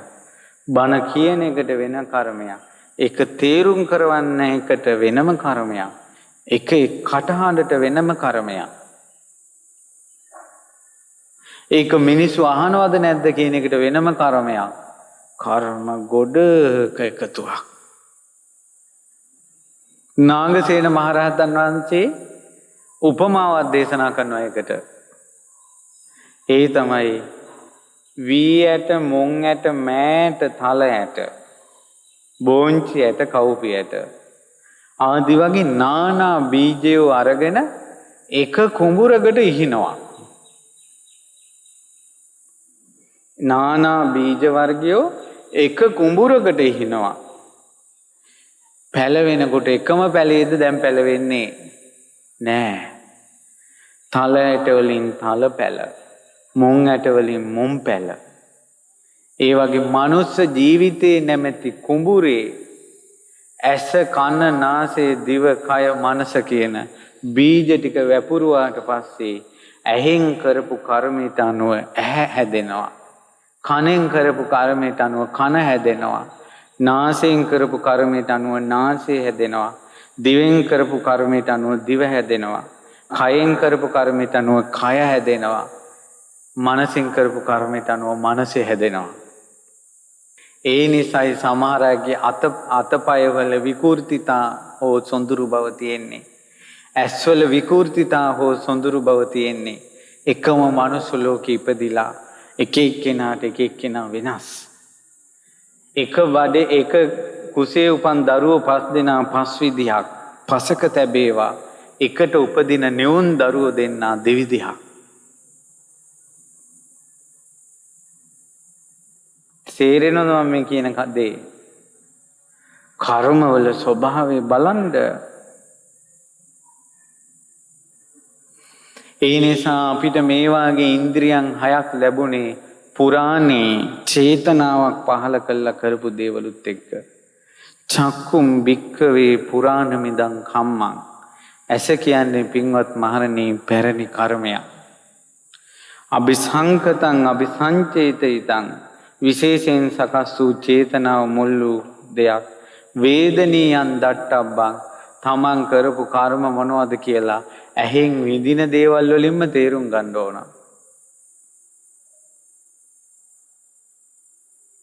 සමහර අයගේ කනට ඇහෙන්නේම නපුරු දේවල්, හිත රිදෙන දේවල්. මම දැක්කා අපාය සංවත්තනික කියන සූත්‍රයේ තියෙනවා කනට මිහිරි හඬක් ඇහෙන්නේ නැත්තේ සංසාරේ පරුස වචන කියපු පාපයට කියලා. අපාය සංවත්තනික සූත්‍රයේ තියෙන්නේ. නොකරපු වැරදි වලට අහු වෙන්නේ වැරදි කාම සේවනයේ කරපු පාප කර්මයට කියලා. තමන් කියන දේ අන් අය පිළිගන්නේ නැත්තේ බොරු කියපු කර්මයට කියනවා. ලේසිද මේ කර්ම විපාක? දැන් අපි එක එක්කිනා හිටියට මේ කොරෝනා කියලා කටවල් වහගෙන හිටියට රැස්සාවට ගියත් ගෙදරට හිටියත් මොන හේතුව නිසා මැරුණත් අපිව මෙහෙවන කර්ම බලවේගය දැක්කද? ඊට පස්සේ කියනවා කම්මස්සකා තමන්ගේ දේ කර්මය. එතකොට ඊළඟ උපත ඊළඟට විඳවන දේ තමන්ගේ දේෙන්ම ලැබිච්ච ඒවා. කම්ම දායාදා තමන් කරපු කර්මෙන් අපිට දෙන දෑවැද්ද තමයි ඊළඟ උප්පත්තිය සහ ඊළඟට විඳින්න තියෙන දේ. දැන් දෑවැද්දක් භුක්ති විඳිනවා. හොඳට හැරුණොත් හොඳයි, නරක පැත්තට ගියොත් ඉවරයි. දැක්කද කර්ම විපාක? ඉතින් ඒ නිසා එක දහම් මණ්ඩපේ බණ ඇහුවට එක එක්කිනාට එක විදියට තේරෙන්නේ. එකම කුඹුරේ වී වපුරනවා, බජිරි වපුරනවා, බජිරිය හැදෙනවා. ඔය කුඹුරේම ගොටුකොළ හැදෙනවා, ඔය කුඹුරේම මුංගුණු වැන්න හැදෙනවා. එකම කුඹුරේ හැදෙන හැම එකක්ම එක රහයිද? නෑ. ඇයි? කුඹුර එකක් වුණාට බීජ වෙනස්. එක මනුස්ස ලෝකේ ඉපදුනාට, එක ධම් සභා මණ්ඩපේ බණ ඇසුවාට, එකම භික්ෂුවගෙන් බණ ඇහුවාට එක එක්කෙනාට තේරෙන්නේ තම තමන්ගේ බීජ විදිහට. මා මේ කියන දේ තේරෙනව නේද? බලන්න කර්ම විපාක. ඊට පස්සේ දැන් ඕන පින්වතුනි, අපි දැන් මේ ශරීරයේ අත්හැරලා තව ශරීරයකට යනවනේ. කර්ම කලේ මේ ශරීරෙන්නේ. ඇයි වෙන එකට විපාක දෙන්නේ? මේ සංසාරේ තමාව කර්මයේ අයිතිකාරයා බවට පත් කරවනවා. ඔන්න කිරි ටිකක් යාළුවෙක්ගේ ගෙදර තියලා දෝපු කිරි ටික කිරි කලයක් ඒ යාළුවා ඈත ගමකට ගිහිල්ලා පහවදා එනවා. එනකොට කිරි මිදිලා. කිරි මිදුලට පස්සේ අරය දෙනවා මෙන්න ඔයගේ කිරි කලේ කියලා. මෙයා කියනවා එපා. මට අයිති නෑ. මන් දුන්නේ මුදු මේ දෝපු කිරි. අමු කිරි මන් දුන්නේ. මේ තියෙන්නේ මී කිරි.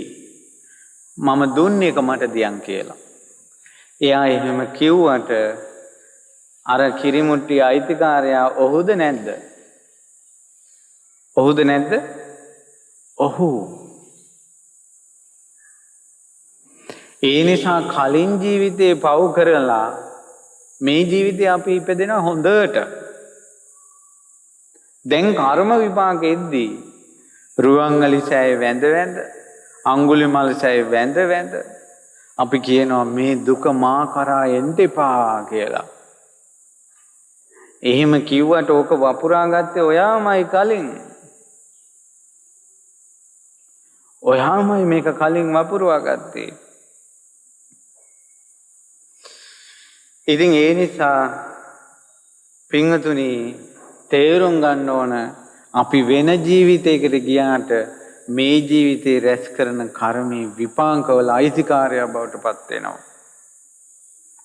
ඒව විඳින්න සිද්ධ වෙනවා. මිනිස්සු කියනවා අපි අපායේ ගියා හරි ඕන තැනක ගියදී අපි දන්නේ නැහනේ. අපි මැරුණාට පස්සේ දන්නේ නැහනේ කියනවා. මැරුණාට පස්සේ දන්නේ නැහනේ කියලා එකක් නැහැ. කලින් ජීවිතේ අපි කිව්වා නම් අපි මැරුණාට පස්සේ දන්නේ නැහනේ කියලා දැන් අපි මේ විඳවන්නේ. ඒ නිසා සිතාමතා අකුසල් කරන්න එපා.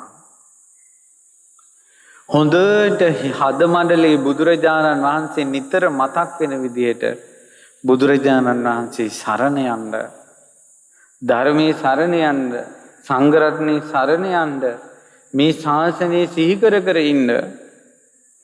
බුදු ගුණ හිතන්න තරම්, ධර්මයේ හිතන්න තරම්, රහතන් වහන්සේලා ගැන හිතන්න තරම් මෙච්චර දහම් උපකාරයක් සලසන වෙන තැනක් මහමෙවුනාව තරම් තුන් ලෝකෙම නැතු ඇති.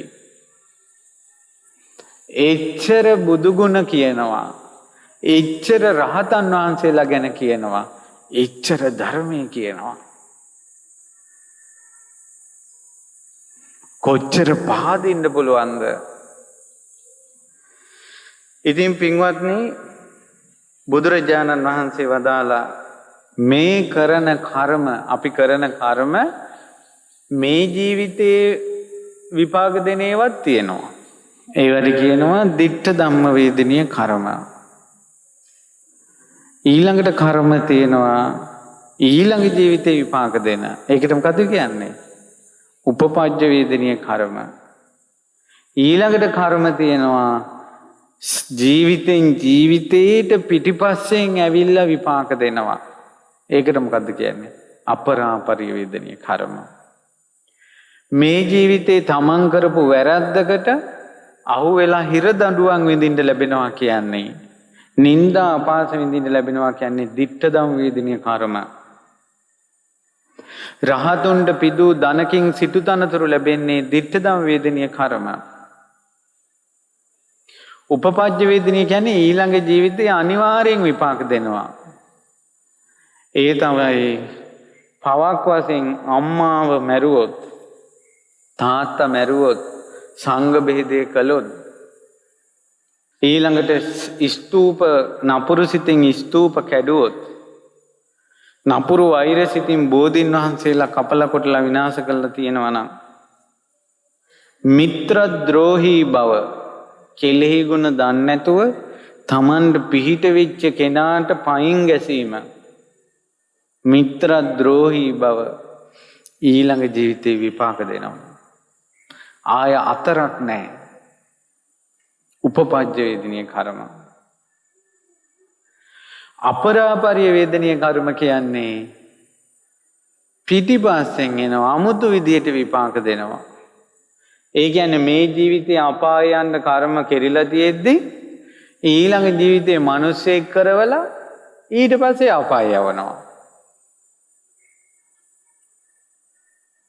නිරේ යන්න පව් කෙරිලා තියෙද්දි තෝදෙය බ්‍රාහ්මණයා, තෝදෙය බමුණා නිරේ යන්න අප්‍රමාණ පව් කරලා තියෙද්දි තිරිසනෙක් වුණා.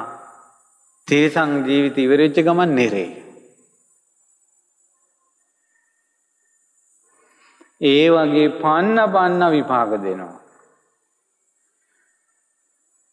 කවුද දන්නේ සංසාරේ නිරේට යන්න කර්මයක් තියෙද්දි ඒක පන්නලා විපාක දෙන්න මිනිසෙක් කෙරුවද කියලා. දැන් තිසරණේ ස්ථිර උනේ නැත්තම් ආවට ගියාවට බණපදයක් දෙකක් අහලා ආවට ගියාට පිනක් දහමක් කරලා ඔහේ සෑල්ලුවෙන් වාසය කළොත් එහෙම අර කර්මයේ න්‍යායට අපි යටත් වෙනවා. කර්මයේ වෙනස් කරන්න තියෙන බලවේගයේ ධර්මයයි. ධර්මයේ තියෙන තැන තීරණය කරන්නේ ධර්මය.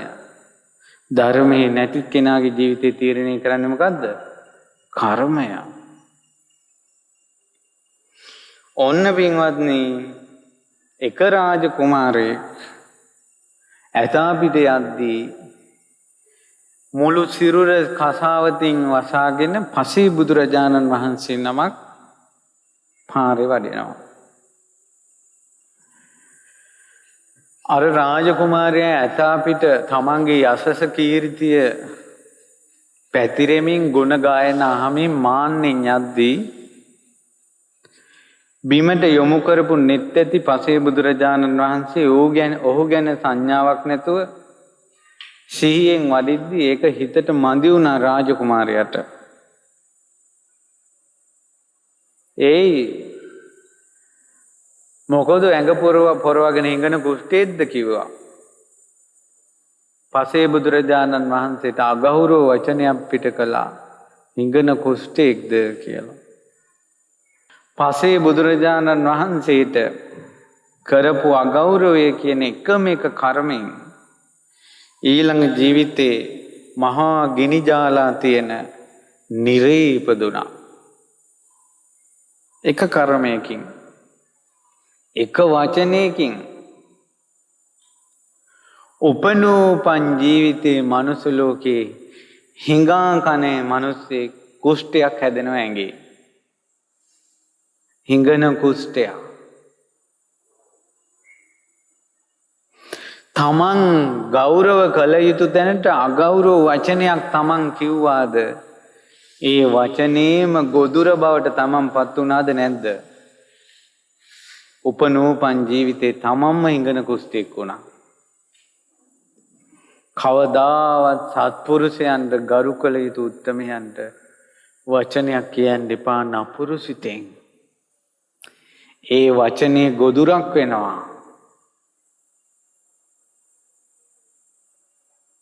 රහත් දෙරණියකට වෙසඟන කිව්වා. අවුරුදු 20000ක් බඹසර රැකපු භික්ෂුණියක් රහත් දෙරණියකට වෙසඟන කිව්වා.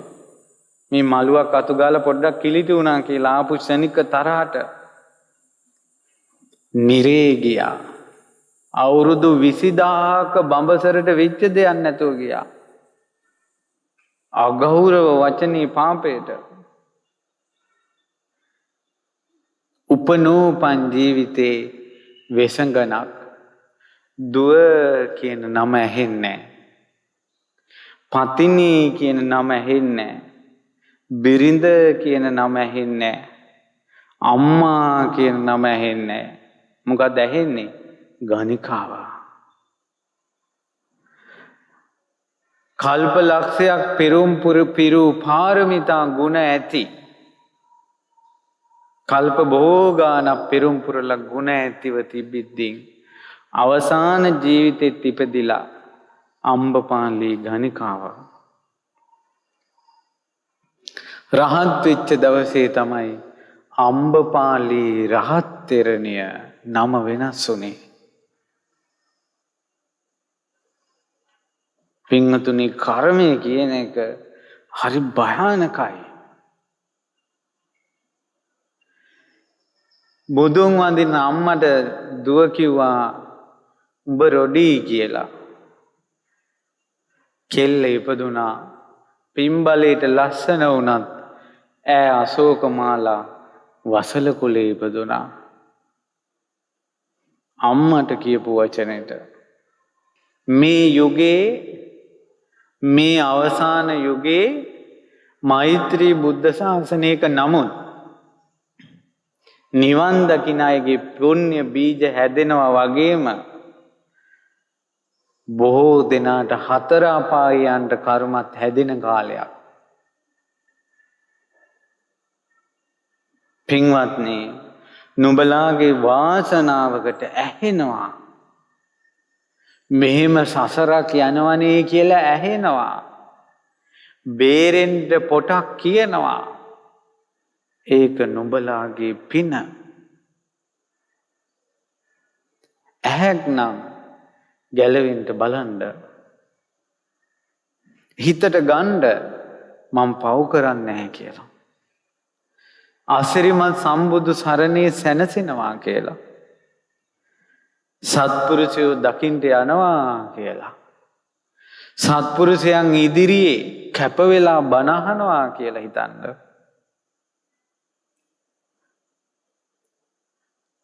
මේ සොඳුරු දහන් ඇසුර ලබන්න. කර්මය කියන එක භයානක දෙයක්. එක මිනිසෙක් වී විකුණ ජීවත් වුණේ. වී ගණන් ගිය කාලෙක බොල් වී වල මැටි තවරලා වේලලා අලුත් වී වලට කවලම් කරලා බර වැඩි කරලා වික්කා. ඒ මිනිස්සයා ඕක හැර ඔය මිනිස්සයා කරපු වෙන ලොකු දෙයක් නැහැ. පාඩුවේ බිස්නස් කරගෙන හිටියේ.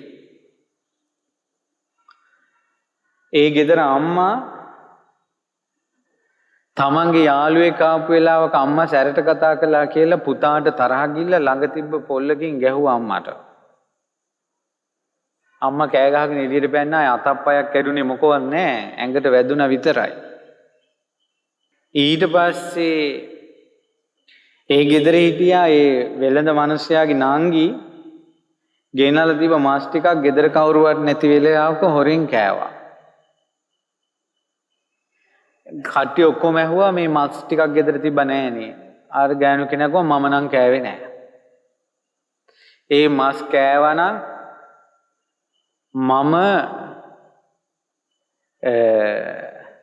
මෙයා කිව්වා මම මගේම මස් කන කෙනෙක් වෙන්න ඕන කියලා. බොරුවට දිවුරුවා. මේ ගෙදර බිස්නස් කරන පවුලක් නිසා මිනිස්සු දුප්පත්තු ඉල්ලගෙන එනවා. මහගෑණි කියනවා නෑ ඵලයල්ලා මොකවත් නෑ මෙහි.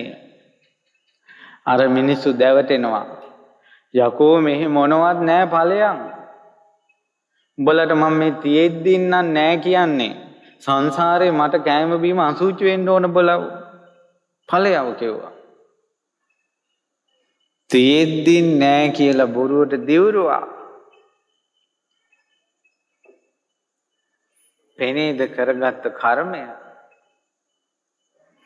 මොන්දල ඔක්කොම මලා කර්මයේ දෙස බලන්ට අපරාපරිය නිරේට යන්න කලින් ආව කර්මයක්. ගිනිගත් වී ගොඩක මැද ඉපදිලා පෙරේතෙක් වෙලා පිච්චෙන සැරට ගිනිගත් වී ඔලුවට දා ගන්නවා. බොල් වී ඇත්ත වී වලට කවලම් කළා බොරුවට විකුණපු කර්මයට.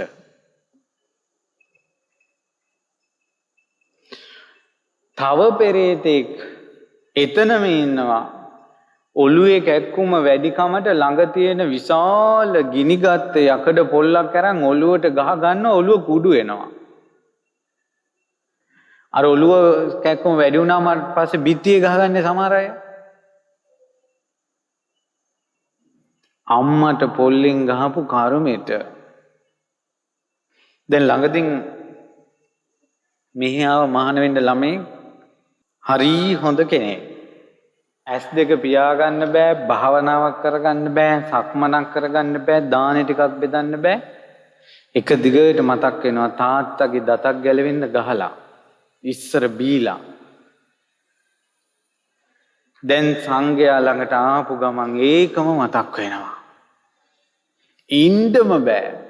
කොච්චර ධර්මයේ කිව්වත් කොච්චර බණ කිව්වත් හිතට යන්නේ නැහැ. ගෙදර ගියා. ඔහු සත්පුරුෂ ඇසුරෙන් අයින් කළේ මේ ජීවිතයේදීම පියාට පහර දුන්නා කියන කර්මය. දැන දැන පව් කරන්න නම් එපා. ඊට පස්සේ තව පෙරේතියක් අතනම ඉන්නවා තමන්ගේම මස් කඩ කඩන් කනවා. ඇයි අර බොරුවට කිව්වනේ මගේම මස් කන්න කියලා. අනිත් පෙරේතීත් එතනම ඉන්න එකම පවුලේ අය එකම දැන ඉපදිලා ප්‍රණීත ආහාර පාන අල්ලනකොට අසුචි වෙනවා. අසුචි කනවා බොරුවට දිවුරපු නිසා. සමහර ප්‍රේතයෝ ගෲප් එකක ඉන්නේ පවුලේ අය ඔක්කොම එකට ඉන්නේ පවුලේ අය ඔක්කොම. කොහොමද කර්මයේ ස්වභාවය? දැන දැන නම් පව් කරන්න එපා. විසඳුමක් තියෙන්නේ එච්චරයි. දැන දැන පව් කරන්න එපා. නැවට නැග ගන්න උතුම් තිසරණේ නෞකාවට හොඳට බුදු ගුණ අහන්න. අච්චරිය මනුස්සෝ කියන පොත් වහන්සේ තමයි බුදුරජාන් වහන්සේ ගැන ලස්සනට බුදු ගුණ මතු කර කර තියෙන පොත් වහන්සේ. සිය වතාවක්වත් කියවන්න. දහම දරා ගන්න. බුදු ගුණ අහන්න. සෑය වෙහෙර විහාර ගෞරවයෙන් වඳින්න. අගෞරව කරන්න එපා. කට තියෙන පළියට කියවන්න යන්න එපා. ඔන්න බේරෙන්න ක්‍රම තුනුරුවන් සරණට පැමිණීම සහ දැන දැන පව නොකිරීම අද පටන්. මෙතෙක් කරපු අකුසල් හිතට මතක් වෙද්දී අමතක කරන්න. ඒවා සිහි කරන්නවත් එපා. දැන් තිසරණේ නෞකාවට නැගගෙන ඉන්න බව හිතන්න. පව් බරක් තිබ්බත් නැගලා ඉන්නේ නැවකට. ගිලෙන්නේ නැතුව ඈතර වෙන්න පුළුවන්. ඒ නිසා හොයා අපිට පහර දෙන නොපෙනෙන්න ඉඳගෙන පහර දෙන අපිවත් දන්නේ නැතුව සැඟවී තිබෙන ඒ කර්මයේ නැමැති බලවේගය ඉක්මවා අමා මහ නිවන කරා යෑම පිණිස කාටත් වාසනාව උදා වේවා. ඉතින් පින්වත්නි අද මේ උතුම් ධර්ම දේශනාව ශ්‍රද්ධා රූපවාහිනියෙන් ලක්විරු ගුවන්විදුලියෙන් පටිගත කළා. විකාශනය කරවන්න එංගලන්තයේ පදිංචි පින්වත් මහීසා පුණ්‍යවර්ධන මහත්මිය, සතිර පිලිප්ස් මහතා, කයෙල් පුතණුවන් සහ ඇඩෙල් දියණිය විසින් පවුලේ පින්වතුන් දායකත්වයේ දරන්නේ. සියලු දෙවියෝ මේ පින් අනුමෝදන් වෙත්වා. මේ පින්වතුන් දැහැමින් රැකගනිත්වා. මේගේ සියලු ඥාතීන් මේ පින් අනුමෝදන් වේවා. පරලෝක සැපයටපත් වේවා. ගෞතම බුද්ධ ශාසනයේ මේ දහමින් අපව සනසා මේ දුක්ගින්නෙන් අපිට සැනසෙල්ලක් ලබන මාවත පෙන්වූ අපගේ ගුරු දෙවිඳුන් ලොකු ස්වාමීන් වහන්සේ අපිට ධර්මයේ නොකියුවා අපිට මොකක් වෙයිද? අපි මේ වාගේ දෙයක්වත් දන්නවද? අපගේ ගුරු දෙවිඳුන් නිදුක් වේවා, නිරෝගී වේවා, සුවපත් වේවා, දීර්ඝායුෂම ලබත්වා. ඒ වගේම ගරුතර මහා සංඝරත්නයත් අනගාരികා මෑණිවරුන්, අනගාരിക පින්වතුන් දරුවන් සියලු දෙනාට ධර්මාබෝධයට මේ පින් හේතු වාසනා වේවා. එංගලන්තයේ පදිංචි පින්වත් මහීසා පුණ්‍යවර්ධන මහත්මියට, සතිර පිලිප්ස් මහත්මයාට, ඒ වගේම කයෙල් පුතණුවන් සහ ඇඩෙල් දියණියට මේ පින් අනුමෝදන් වෙත්වා. සුජීවත්ව සිටින දෙමව්පියන් ඇතුළු පවුලේ සියලු දෙනාට නිදුක් නිරෝගී සුව සැලසේවා. දූ දරුවන්ගේ අධ්‍යාපන කටයුතු සාර්ථක වේවා. තව තව පුණ්‍ය කටයුතු කරගන්නට වාසනාව, ශක්තිය, ධෛර්යය සැලසේවා. නිවන් දකින මොහොත දක්වාම සත්පුරුෂ ඇසුර සැලසේවා. ඔබ අප කාටත් මේ කර්ම බලවේගය ඉක්මවා අමා මහ නිවනින් සැනසෙන්න උතුම් ශ්‍රී සද්ධර්මයේ තුනුරුවන් සරණින් පිහිට ලබා ගන්නට වාසනාව ලැබේවා. තෙරුවන් සරණයි. නමෝ බුද්ධාය. මෙවැනි වටිනා ධර්මදේශනා නැරඹීමට ශ්‍රද්ධා YouTube චැනලය සබස්ක්‍රයිබ් කර සීනුව ලකුණ ඔබන්න.